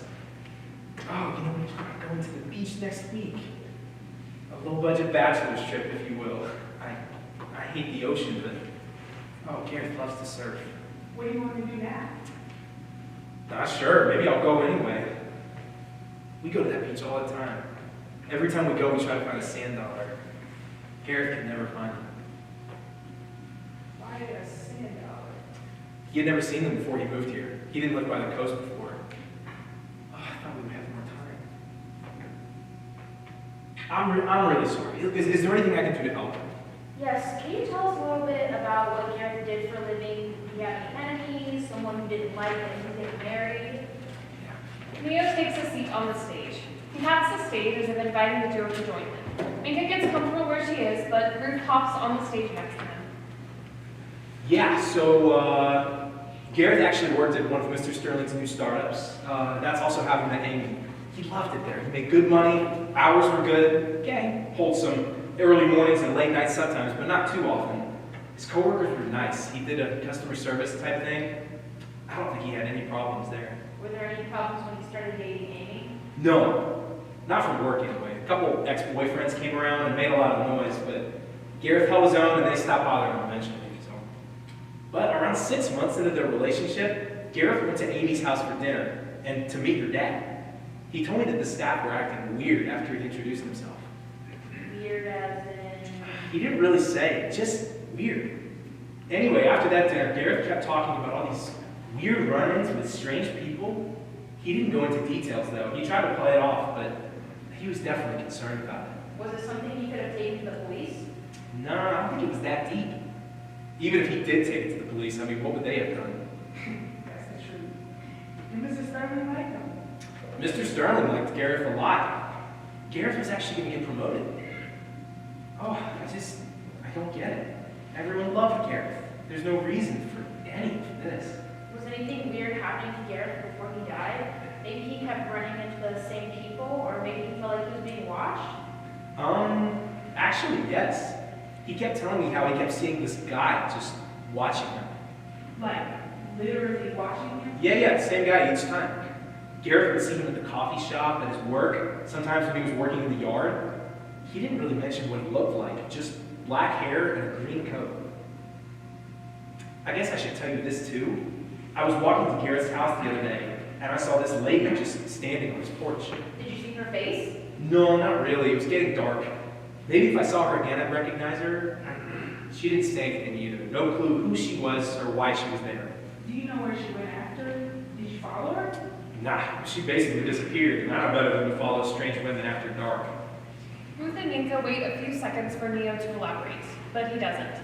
He looks from Ruth to Minka for the next question. I think that's all our questions for now. Thank you for your help, Neo. Yeah, glad I could help. Just let me know if you need anything else. Thank you for your time. Yeah, one more thing. I'm not a big fan of the cops. That's obvious, but you're working with them, and I get the feeling I can trust you.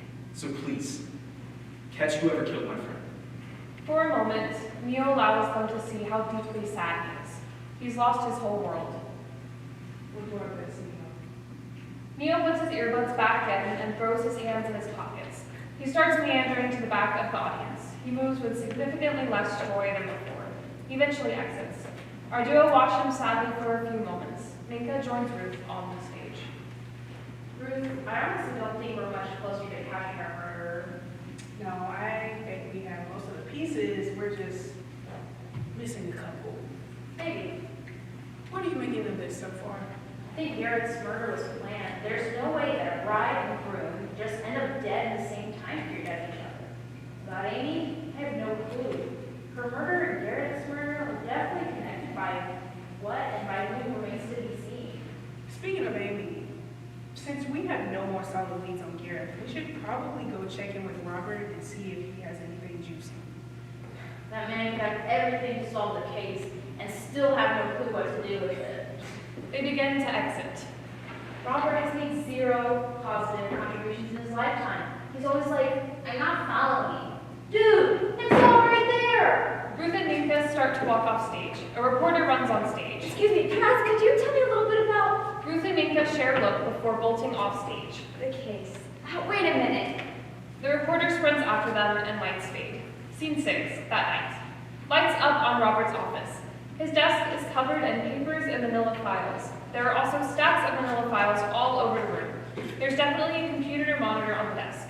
Robert is standing in the middle of the paper chaos. He looks a bit lost. Perhaps he is sifting through all the papers and files.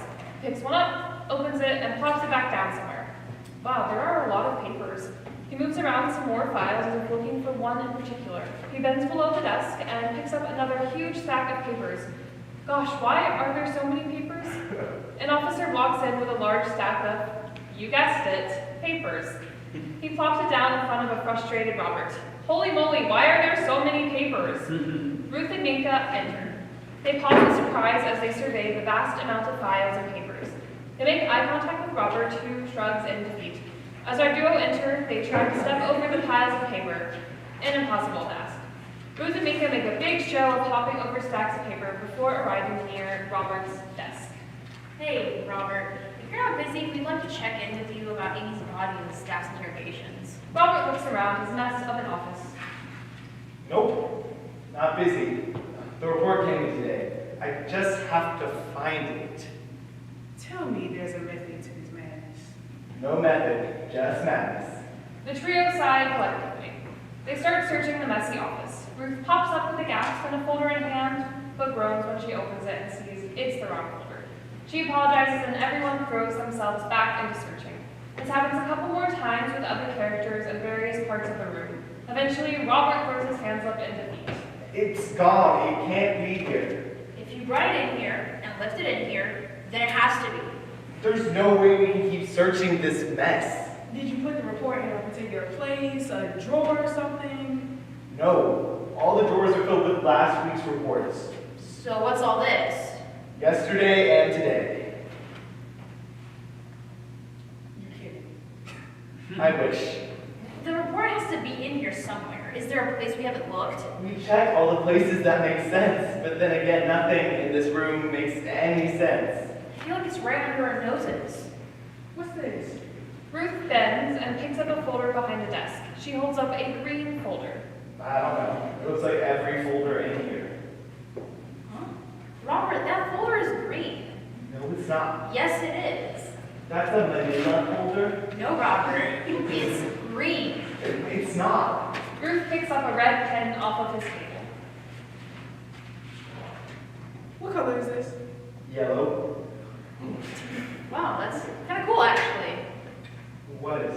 You're colorblind. And that's cool. I think it is. It's something fun to talk about at a party or something. You kids are something else. Ruth, let me see that folder. Ruth hands Robert the report. He thumbs through it. He takes time to read it while nodding. He wants the duo to think he's understanding the file, but they're not buying it. He closes it defeatedly and hands the file to Minka. Minka opens the file and begins thumbing through the report. Oh, these are the results from the pathologist. Maybe this pathologist could put us on the path to finding our culprit.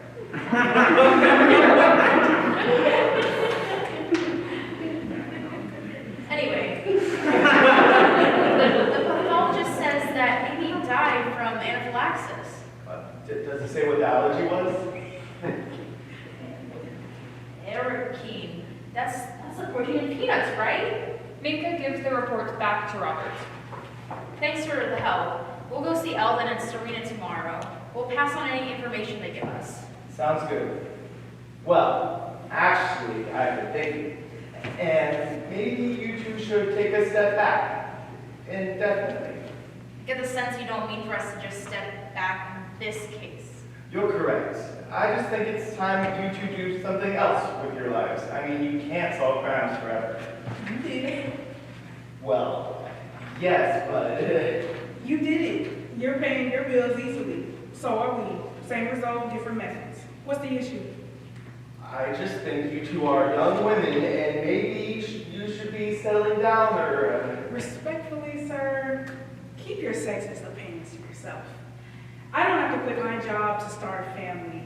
I don't even have to start a family. I can do whatever I want. Now, unless you have genuine concerns about our ability to do our jobs, I need you to keep your thoughts to yourself. Calm down. Just relax. It was only a... Just stop. We'll solve the case, then call you to handcuff the bad guys at the end like we've always done. Think about it for a second. How many tough cases have we solved for you? And now you want to have hurt feelings? Yeah, no. We're doing good work, and there's still more to do. We're not stopping now. There's a moment of tension. Minka steps between them.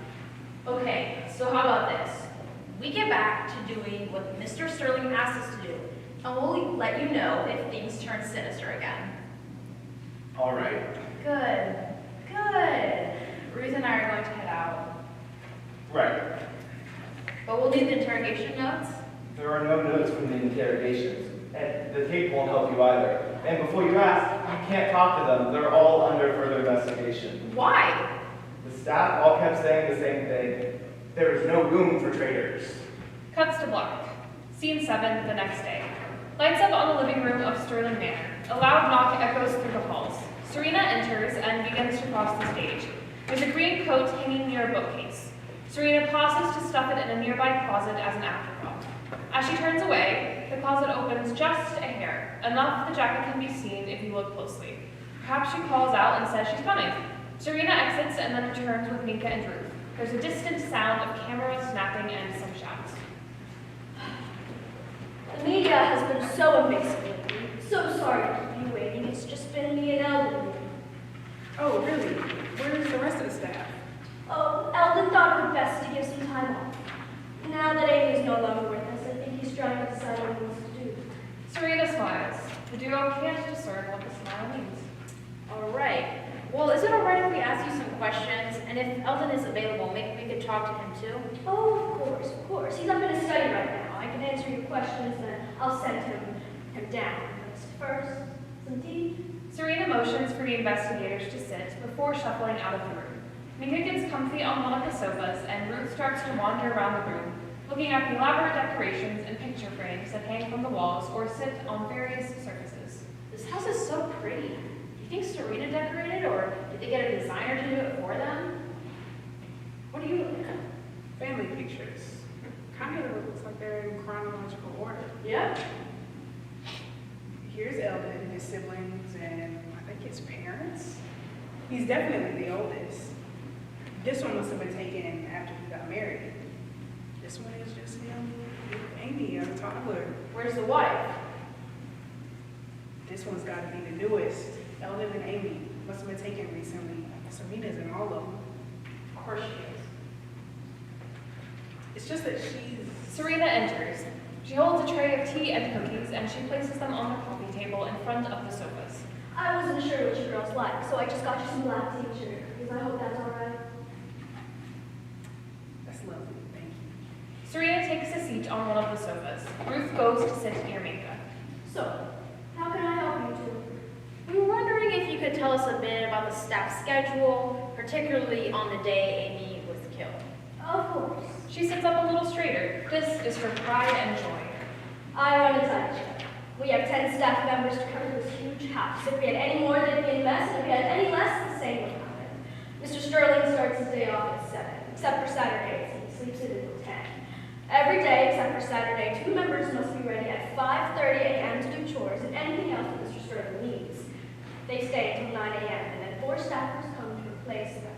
We switch out in 4-hour increments, and until 10 p.m., when Mr. Sterling goes to sleep, of course. Amy clings to no schedule. I tend to her personally. What about the morning she died? Did she get up early? The morning Amy died, her dress was supposed to come in. I had a doctor's appointment, and I told her not to mess with the dress. It's a very delicate dress. I didn't want to go through the trouble of getting it mended if she ripped it. Of course, Amy does what she wants. That dress was massive and delicate. She needed help to get into it, right? Yes, you're right, she would. I suppose she reached out to some of the staff members for help. Do you know which staff member that might have been? I have no clue. There were only 2 staff members working at the time the dress was supposed to come in. One of those 2 staff members is the one that's in the hospital, right? All right, we should talk to him. His name's Quinn. He's in Hopedale General Hospital. Thank you. We'll be sure to pay him a visit. I think that's all we need from you right now. How have you been doing? I'm all right. I'm just having to plan the next part of my life a little sooner than I had expected. I miss my Amy too. She was always so excitable, always so ready for the next adventure. She'd take risks without calculating them first. Her energy was contagious, though. When she was a girl, she was convinced that some of the staff members to let her slide down the stairs in a little basket. I remember that grin right before she slid down the stairs, and thank God I was there to catch her, or else the silly little thing would have broken. Serena chuckles. She glances towards one of the doors as if Amy would appear. You know, if only she would have listened. Listen to what? Oh, everything. She was one of those who was determined to find out everything for herself, without heeding advice. A fatal flaw, one might say. You know, I've always wanted a daughter. My late husband and I had all boys, and I loved them all dearly, but I always wanted a girl. I thought a girl would make my home complete. I think Amy filled that little void a bit. I know Eldon loved her dearly, but I'd like to think I filled a space in Amy's heart as well. We both knew what we were missing, but we never spoke of it. I hope you don't mind me asking, but when did your husband pass? It's been about 20 years now. He was sick before he passed. My boys are all grown, have their own families, and are living their lives.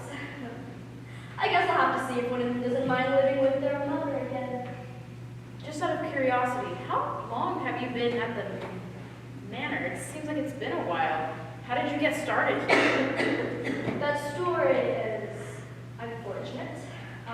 Yet it brought a strange metal into my life. I won't go into the details, but the Sterlings offered me a job when my family was in a rough place. They were kind, but their version of kindness was a bit delusional. I think I understand. Oh, I just remembered something. One last question. Was Amy allergic to anything? Oh, yes, apples. Apples used to make her break out in hives. No other allergies? No, there wasn't much holding Amy back. Thank you for your time. You've been very helpful in our investigation. Of course, of course. Is there anything else I can help with? I don't think so. Thanks so much. Wonderful. Well, I'll go get Eldon and perhaps some more tea as well. The duo nods happily, and they both thank Serena. Serena shuffles out of the room. Ruth stands and starts roaming the room again. She's still looking at pictures. She hasn't seen the coat closet yet. Minka readjusts herself on the couch. So what are you thinking so far? Any hunches? I have a few. I need a few more details before I start pointing fingers. She sees the jacket poking out of the closet. But being in this house is giving me more to think of. What do you mean? Ruth is about to explain, but Eldon enters. He's hunched over a bit. He looks as if he's seen a ghost.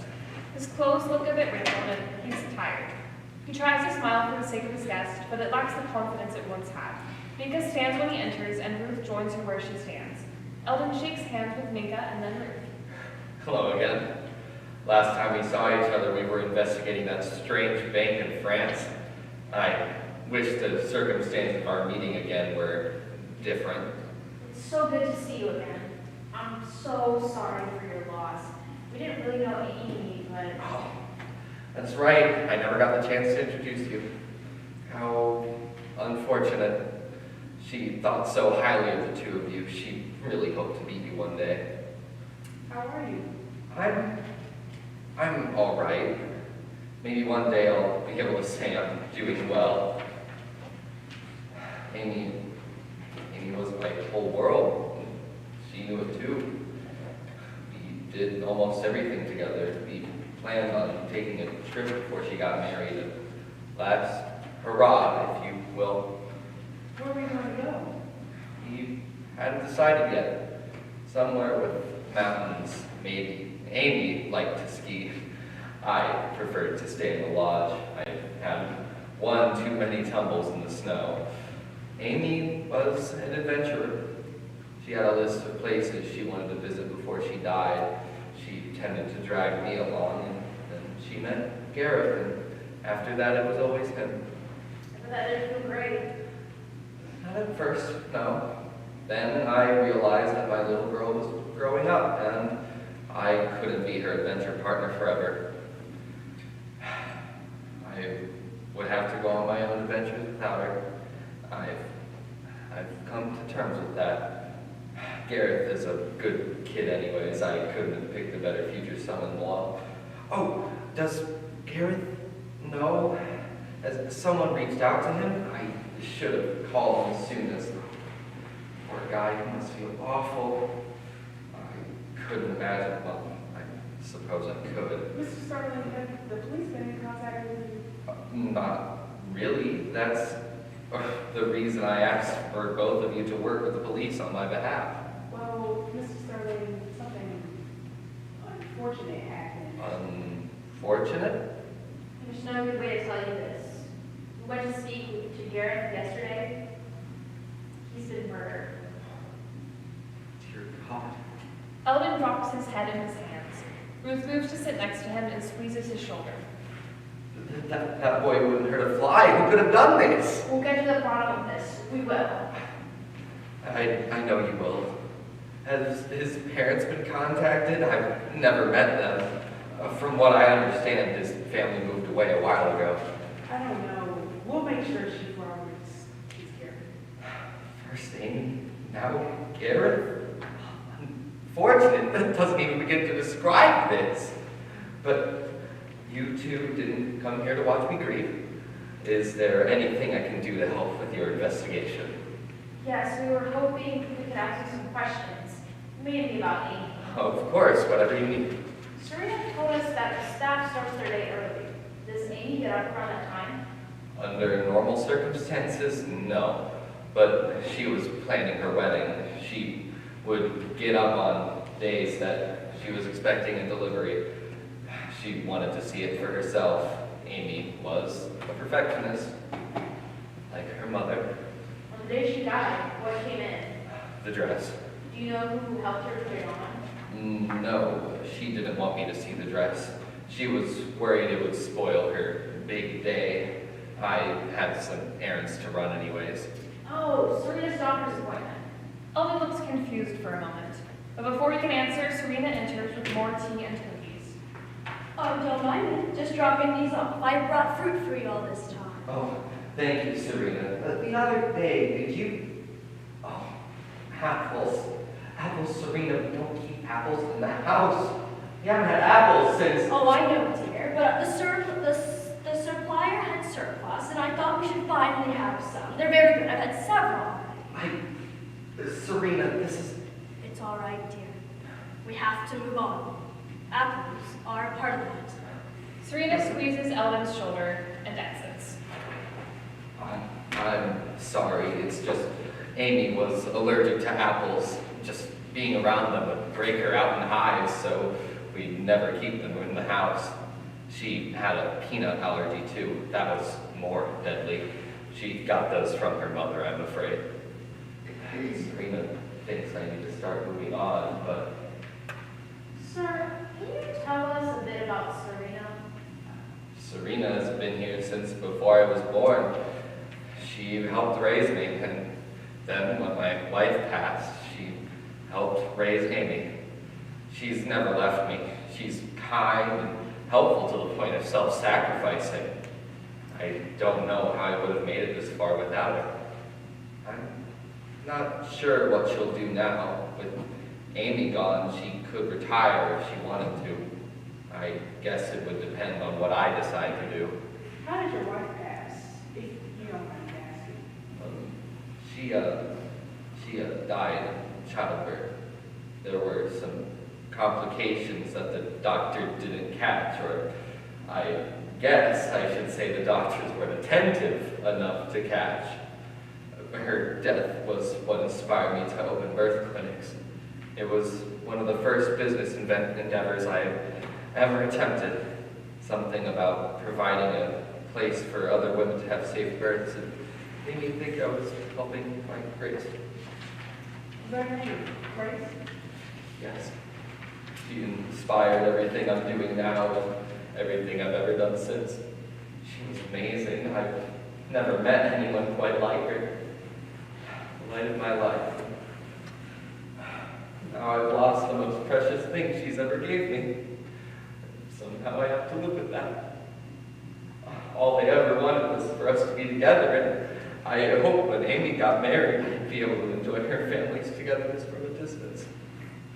Death, it brings this weird amount of silence, hollowness. No one prepares you for that.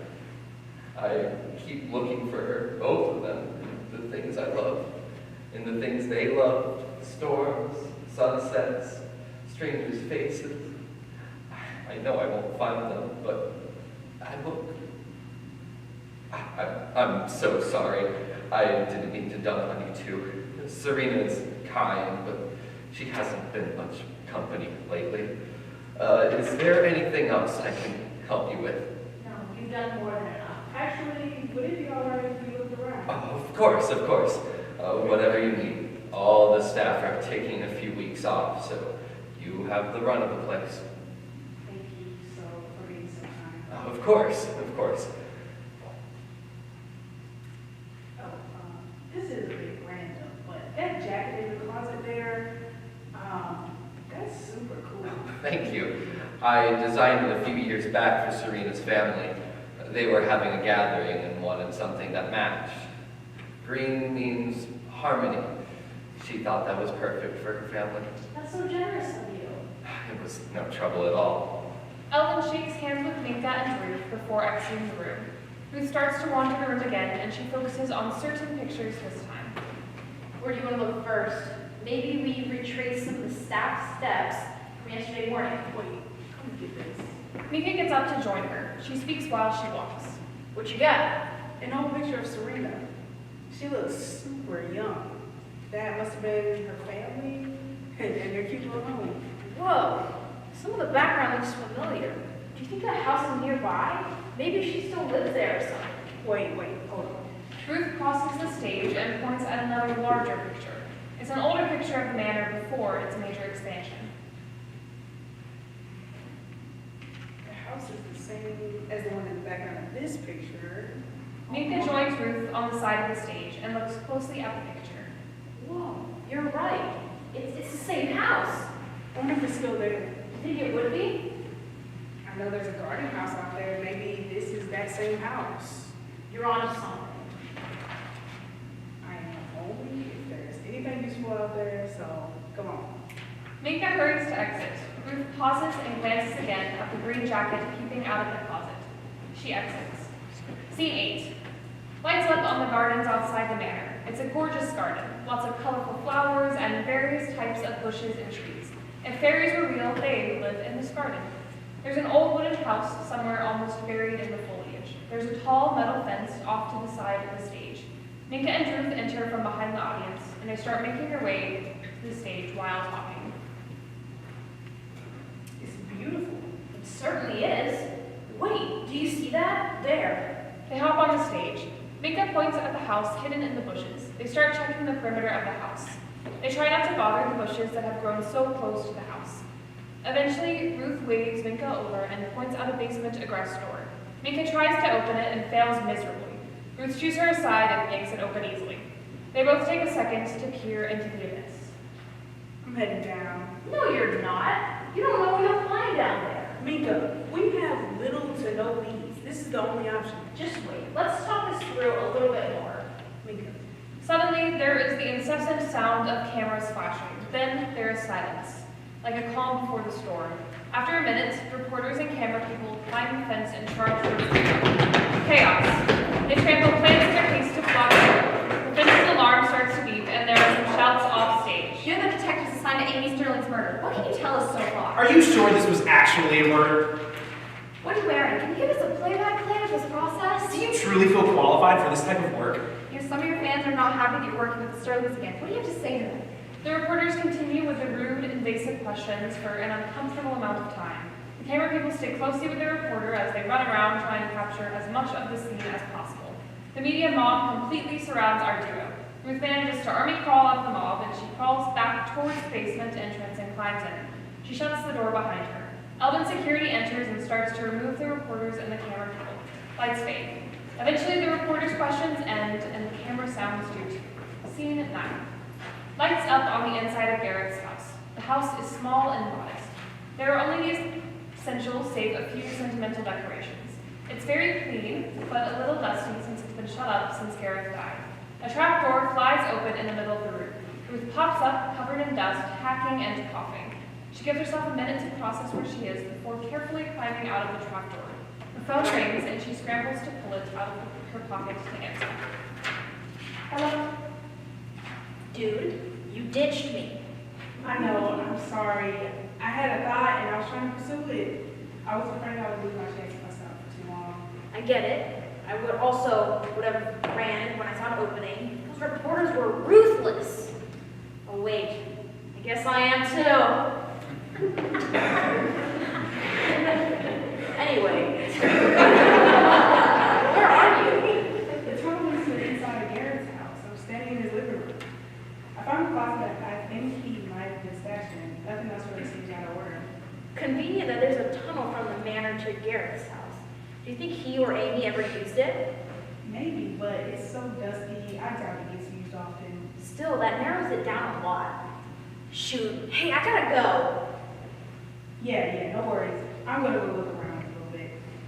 Try not to touch anything. I'll tell Robert about the tunnel. Sounds good. Ruth hangs up. She starts pacing the house. She makes a point to focus on the little decorations that Gareth does have. She looks closely at some of the pictures. Suddenly, something on the floor catches her eye. She stoops to look closer. Ruth whips out her phone to take a picture. She sends a text. She's about to exit when she notices something behind a couch. Ruth uses her foot to slide it out enough for the audience to see. It's a green jacket. Cuts to black. Scene 10, later that evening at the hospital. Lights up on Norman's hospital room. Some hospital workers are coming and going. Norman is laying propped up in a hospital bed. He's woken up from his coma and he is feeling sort of woozy. There's a plush seat in his bed. There's a green jacket thrown over it. Minka enters. She pauses at the door of the hospital room and she knocks. Norman gives some sort of affirmation that she may enter the room, and Minka stiffly approaches the hospital bed. Hello, my name is Mika Brown PI. I'm part of the duo assigned to this case. Yeah, I heard about you too. Where's your partner? She's chasing a lead. We don't divide and conquer often. Gotcha. I was told you were the one that found Amy's body. Yeah, that was me. Could you tell me a little bit more about that? I mean, there's not much I really remember. I doubt I have anything new for you. I went to drop off her laundry and she was just dead and wearing that dress that came in the night before, and I screamed and I ran out of the room and I didn't realize how close the stairs were, so down I went. Right. Do you know if someone helped her put on the dress? No clue. I wasn't at the manor that night. Norman, what are your thoughts on Amy's fiance? He's alright.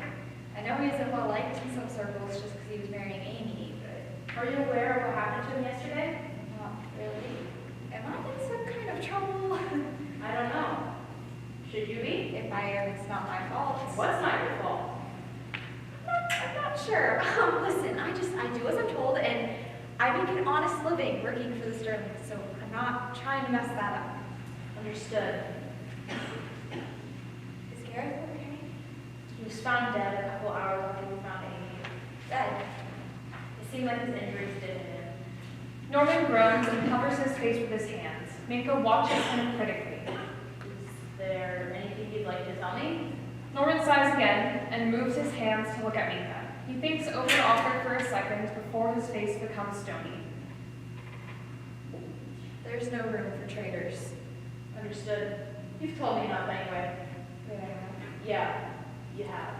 Minka exits. Norman is still trying to figure out what just happened. Lights fade. Scene 11, the next morning. Lights up on Robert's office. It's significantly less cluttered than before. He stands in the middle of it proudly. Minka bursts into the room. She sends a pile of papers flying, and Robert groans and she starts apologizing profusely. They scramble to gather the scattered pages. I'm so sorry, but I'm in a bit of a hurry. Has Ruth come by yet? Nope. Just you bursting in here all emotional or whatever. She asked me to meet her keeper. You'll never guess what she found. Eldon and Serena burst in as well. Their entrance sends another couple of piles of paper flying. Robert groans again and keeps gathering them. Eldon and Serena both start apologizing. Eldon bends to help pick up the papers. Serena bends as if she is going to help too, but all the characters insist she does not do that. Ruth enters closely, followed by Neo. Mess as per usual. Anyway, I'm glad you're all here. Thanks for responding so quickly to the text. Of course, anything to help you too. What did you have to share with us? Robert, can I see the autopsy results on here? Robert sadly surveys the mess of papers on the ground, but he lights up when he suddenly spots the report. He snatches it up off the ground and happily hands it to Ruth. Thanks. Ruth opens the report and glances through it as she speaks. Now, I have a pretty strong hunch about who murdered Amy and Garrett. Would the murderer like to confess before I expose them? All right, well, fun for me, I guess. Ruth confidently closes the report and tosses it on Robert's desk. So, on the morning Amy died, she got up early and to try on her dress, which had just arrived. That same morning, Serena had a doctor's appointment, so Serena wasn't there. Eldon took Serena to her appointment, so he wasn't in the house either. Gareth was on his way home from working, and Leo was asleep. My day starts at 11 a.m. and no sooner. Norman was working. It's a shift out for him, so as things stand, we're all in the clear. Wait, are you saying you can't figure out who murdered my daughter? We're not saying that. We would be saying that if Amy's estimated time of death was actually the morning we found her. Wait, what are you saying? Pathologist believes that Amy died the night before her body was found. Also, the dress didn't come in the morning. It came the night she died. So everyone's current alibis are now out the window. Almost everyone's alibis. Eldon went to bed around 10 p.m. Norman was off the clock and completely unaccounted for. Neil was out with a friend. Serena was home. And since the rest of the staff is already home for the night, I assume she helped Amy put the dress on. Am I right so far? Everyone looks at Serena. She hesitates, then nods slowly.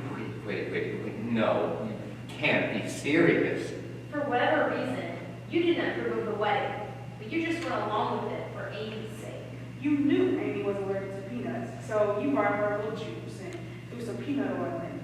Just enough so she wouldn't taste it, but enough that it would kill her. Which explains the cup and why you didn't mention Amy's allergy.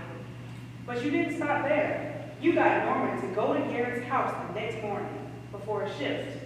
You told him and a few others to rough him up. They went through the front door, but you used the tunnel. You went after they returned from beating him up, and you delivered the final blow. You used a knitting needle. The officers found the one you used to kill him, but you must have dropped the other. Ruth pulls out her phone and shows the group a picture of a knitting needle on the floor of Garrett's house.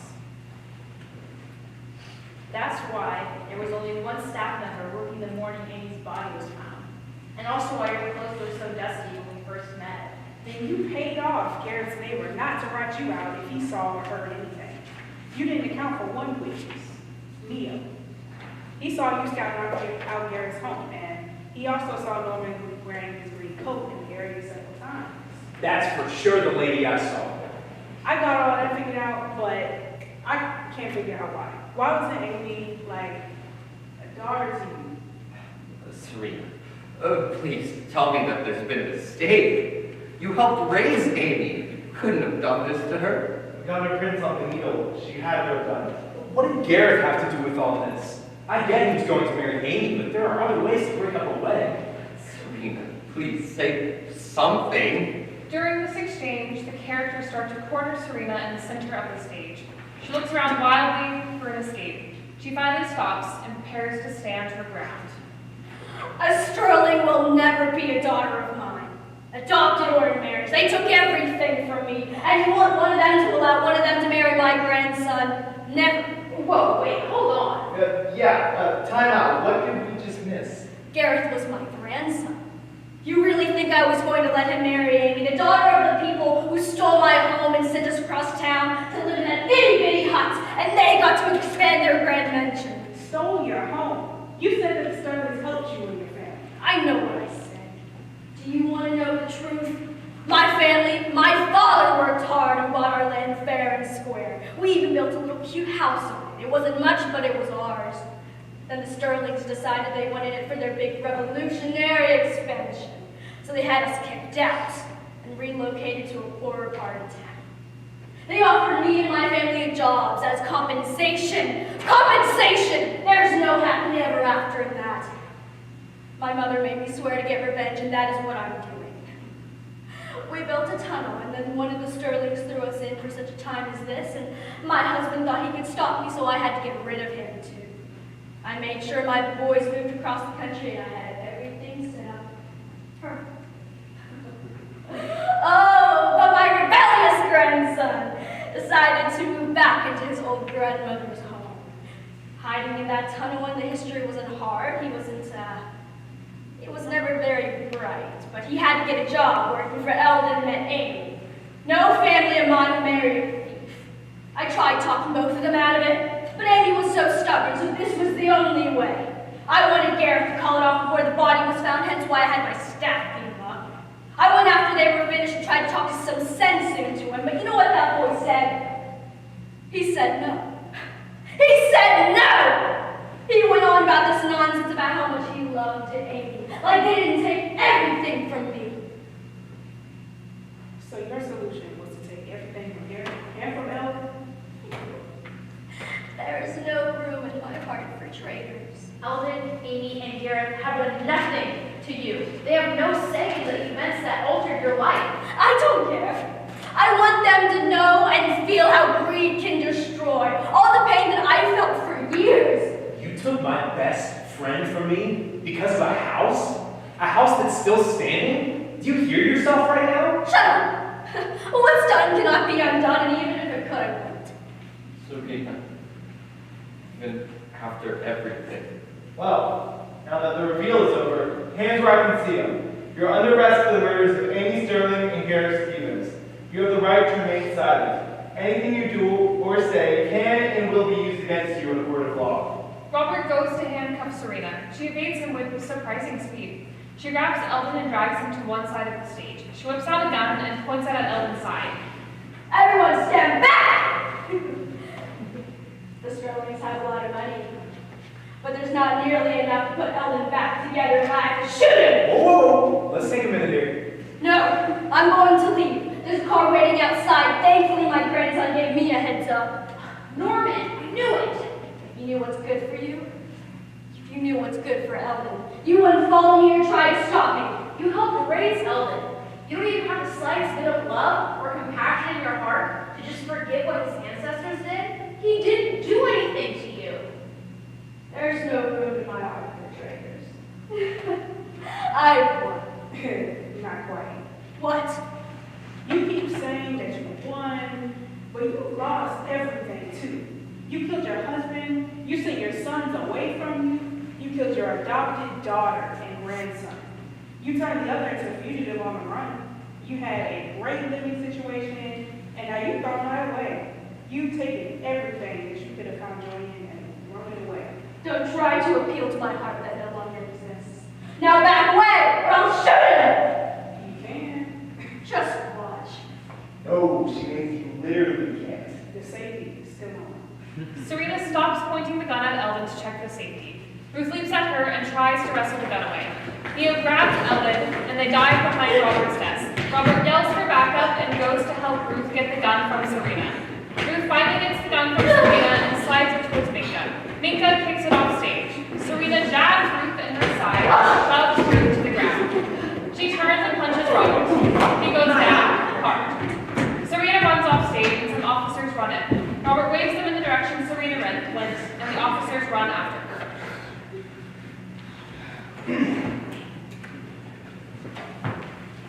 Wow. What took them so long? Why did she have such a great left hook? Ruth groans and starts getting up. You were right there, champ. We both kind of took a beating there.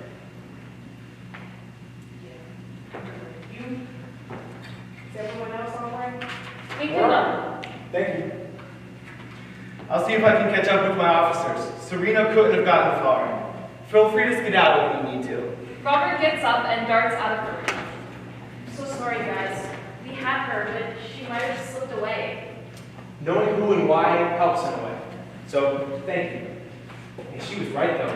In a way, she won. Eldon looks as if he's either seen a ghost or the world has been snatched from under him.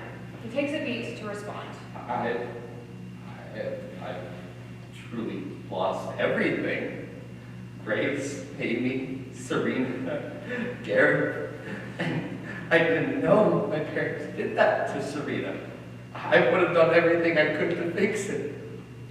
But she took my daughter from me. Now I can't even return to my home. There's no way I can keep staying there now. What should I do? What was that word that you used earlier? Unfortunate. That doesn't even begin to describe it. It's gonna be alright. I can't begin to imagine the pain that you're in, but we both lost someone in this. We can chat over coffee if you like. Sure. That coffee shop between 5th and 7th is a favorite of mine. Amy and I used to go all the time. Wait, really? Gareth and I would go almost every day. Dude, I get black coffee there religiously. This is so interesting. I only drink my coffee black. We're gonna be just fine. Neo and Eldon walk out together chatting. Minka and Ruth are left standing there. We did. But I can't help but feel like we did accomplishment. We uncovered the truth. That's all you can do. Now Eldon and Neo can heal knowing what happened to their loved ones. And Serena will hopefully be found and spend the rest of her life in a cell. The truth hurts, but it's important. I think you might be on something. I think I am too. I think if we catch up to Eldon and Neo, they'll buy us coffee too. Maybe, but so will we find out? Ruth and Minka race each other out of the office. Lights fade. End of play.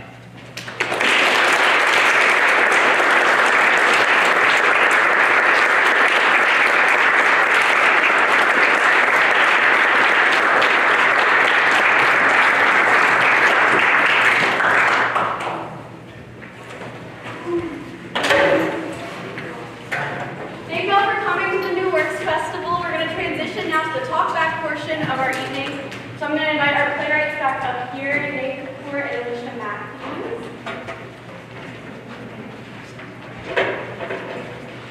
My name is Emily Edlow. I am the president of Order of Furman Theatre and the co-producer of the New Works Festival. I'm going to be moderating the talkback tonight.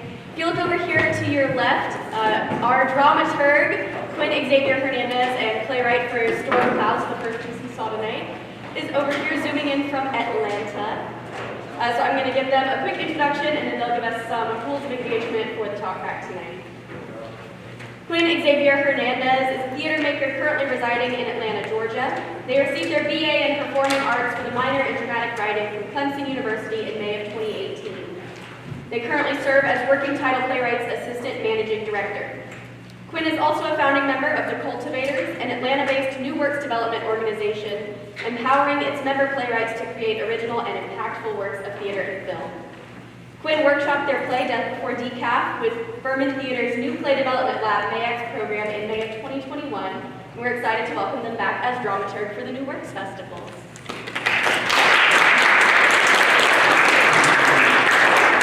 Hi everyone, thank you so much for being here tonight. Thank you for supporting New Works at every stage, but especially at the university level.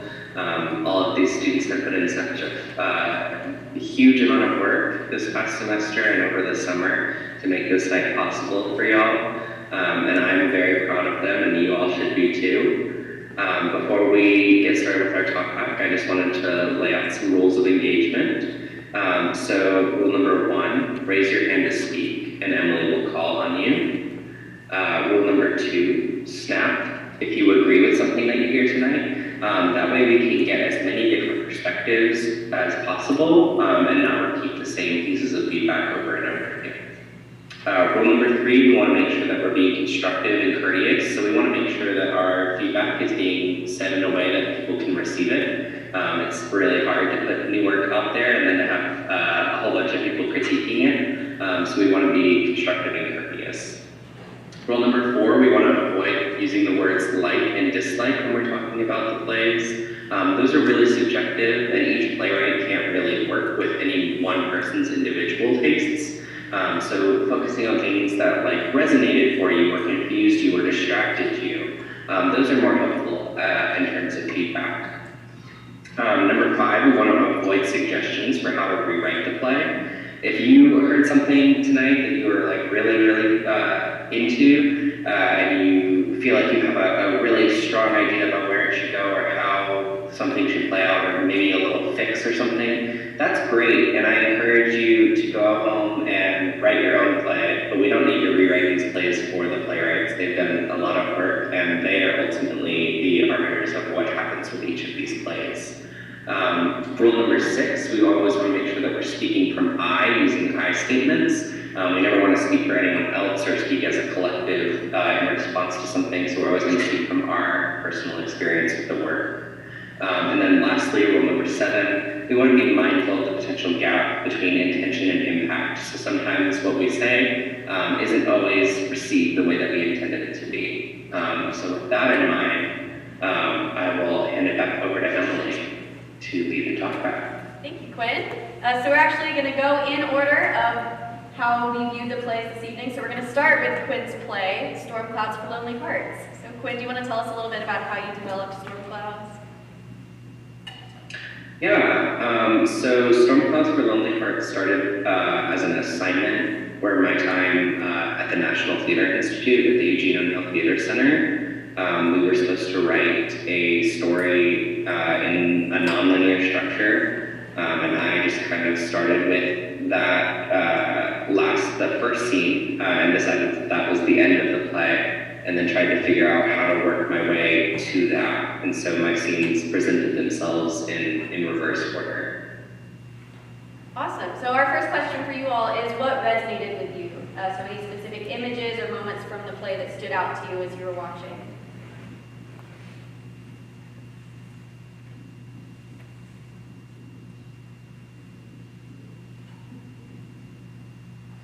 Yeah, Lucy.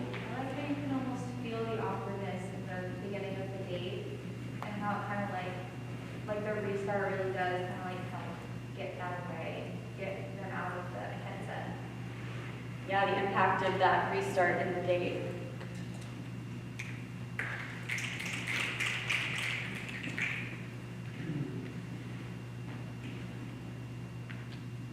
Yeah, Nate. The storm, the intensity of the storm, aligning with the intensity of their relationship. Yeah, that's... The acknowledgement of mutual discomfort, fixing that.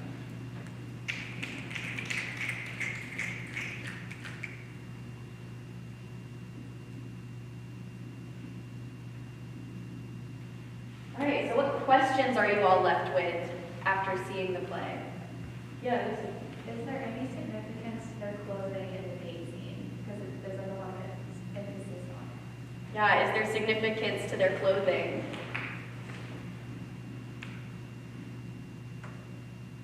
I kind of wanted to go with something plain for Jenna, and the red dress I think is something, as an image, it's just very striking, and I think that's in stark contrast to where Jenna is, at least in the date, and I think that shifts a little bit, so that's what I'm thinking of with those choices.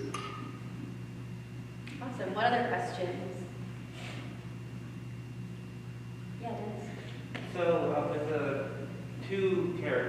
person show, how did you learn to make sure the characters sounded different with their language and tone, I guess?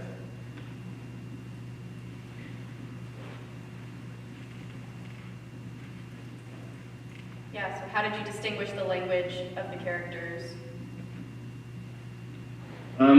I think for me it was determining how one of them sounded and then thinking about, well, what's the foil or the antithesis of that. So Jenna was the character that I had more clearly in my head, and then working off of her like anxiousness and like non-secureness, I guess, and trying to figure out, well, okay, what is someone who's like confident and like knows what they want? What does that sound like?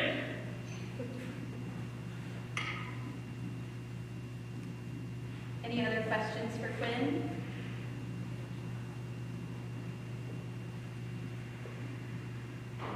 Awesome, well thank you so much, Quinn.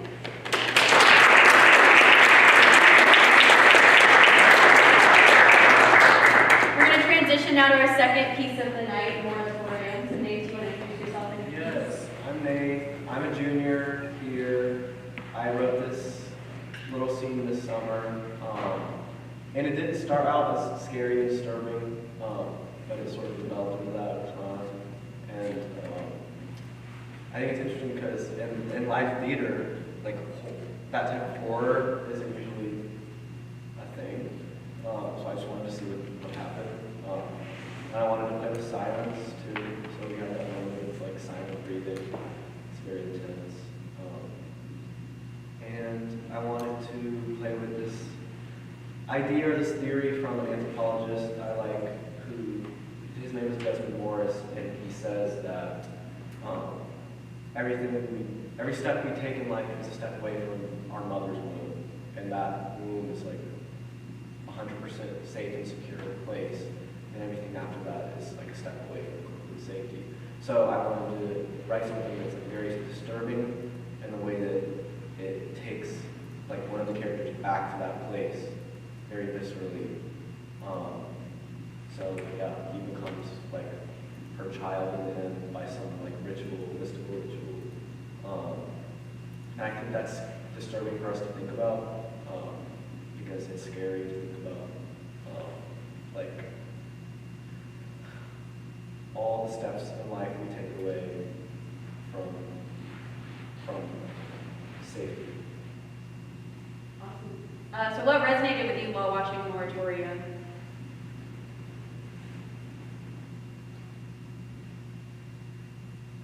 Yeah, so the intensity of the woman's different emotional fluctuations and trying to figure out what that signified for her, like why she was feeling as she was. Very engaging.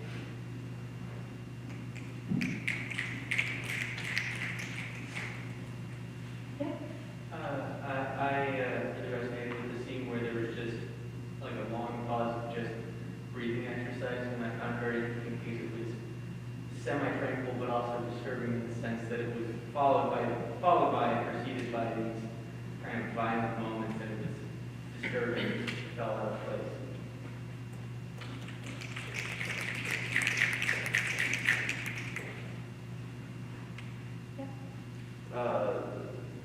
The idea that the woman was trying to get Boy into a calm state, but she was the one bringing him out of that calm state and in her violence and outbursts.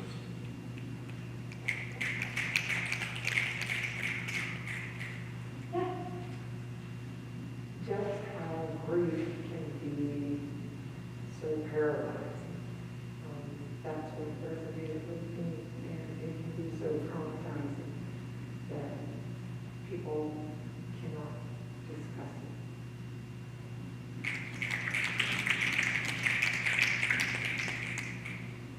So what questions are you left with? Yeah, Emily. Where did the idea of going into the carpet come from?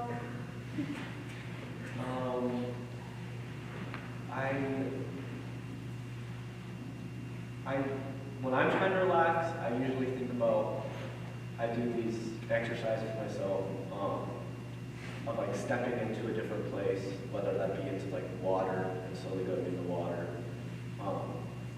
So I wanted to use the carpet as something.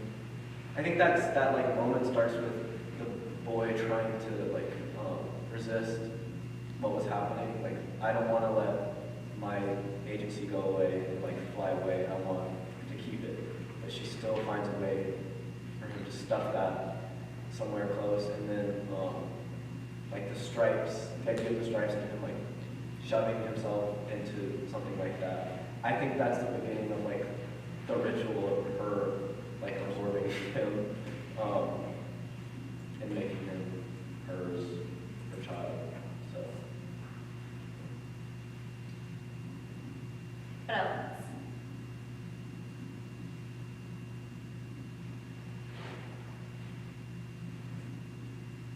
So where did the title Moratorium come from? Moratorium is a word I learned in adolescent psychology class that it doesn't have like an actual English definition, like a psychological definition. It means like a pause or like a blockade or like a pause in activities basically. But in the psychological context, we learn about it like it's what happens when a person, especially a young adult, has gone through trauma or and is searching for their identity and who they are, and almost like suspending their regular life activities to do that searching. So I think both of the characters are doing that because they both lost someone and they're looking for ways out of that paralyzing grief.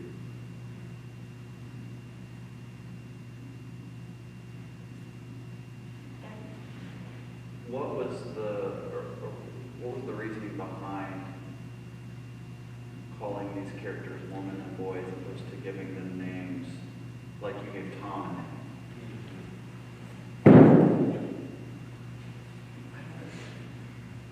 To be honest, it was just an automatic decision from the beginning.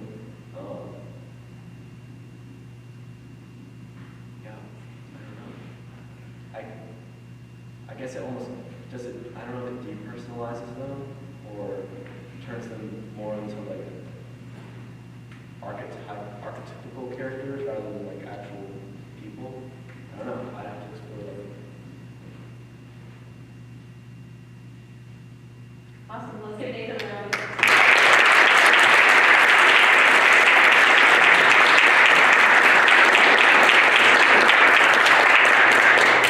We're going to shift now to our last play of the evening, The Unfortunate Case of the Corpse Bride. Alicia, do you want to introduce yourself and your piece?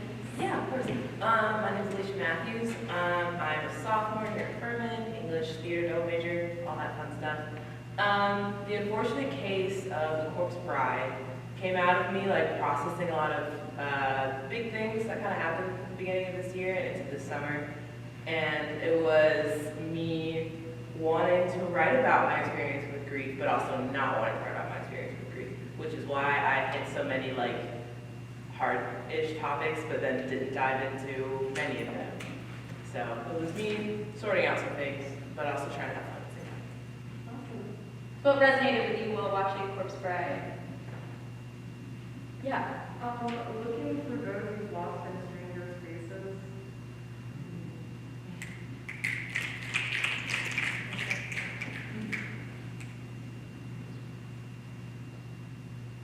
Yeah, it's the unusual feeling of like losing everything you had and everything you thought you did not be true.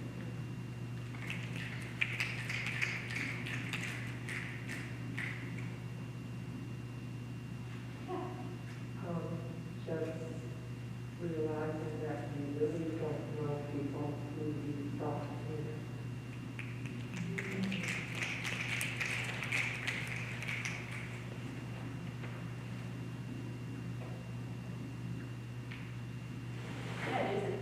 Connecting with someone over drinking black coffee.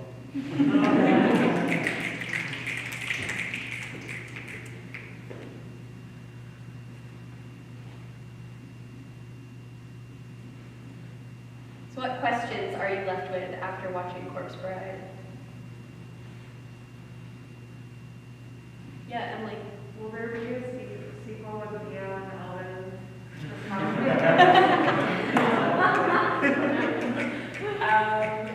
think that would be super fun if I did a spin-off with Justin. Yeah. That'd be so fun. Maybe. I don't know. That'd be so cute. I love that. Yes, it's happening. It's just good. What else? Yeah, the first night, I didn't think about this, but tonight, I just realized that it's like, there's a huge, like, motive from Serena, about like past injustice, and then, is that something that you thought a lot about when you were writing? Yeah, I think I was just mulling over like capitalism and the impact it's had on, you know, those who don't necessarily benefit from the system. And Serena just kind of came to me while I was mulling that over as well. So yeah, it was something I was diving into.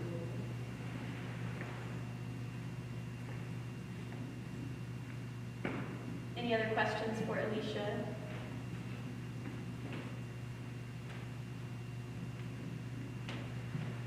Yeah, Lucy. How many times did you watch Knives Out with making of this? Okay, fun fact, I've seen that movie once. So this was interesting. All right, well, let's give Alicia a round of applause.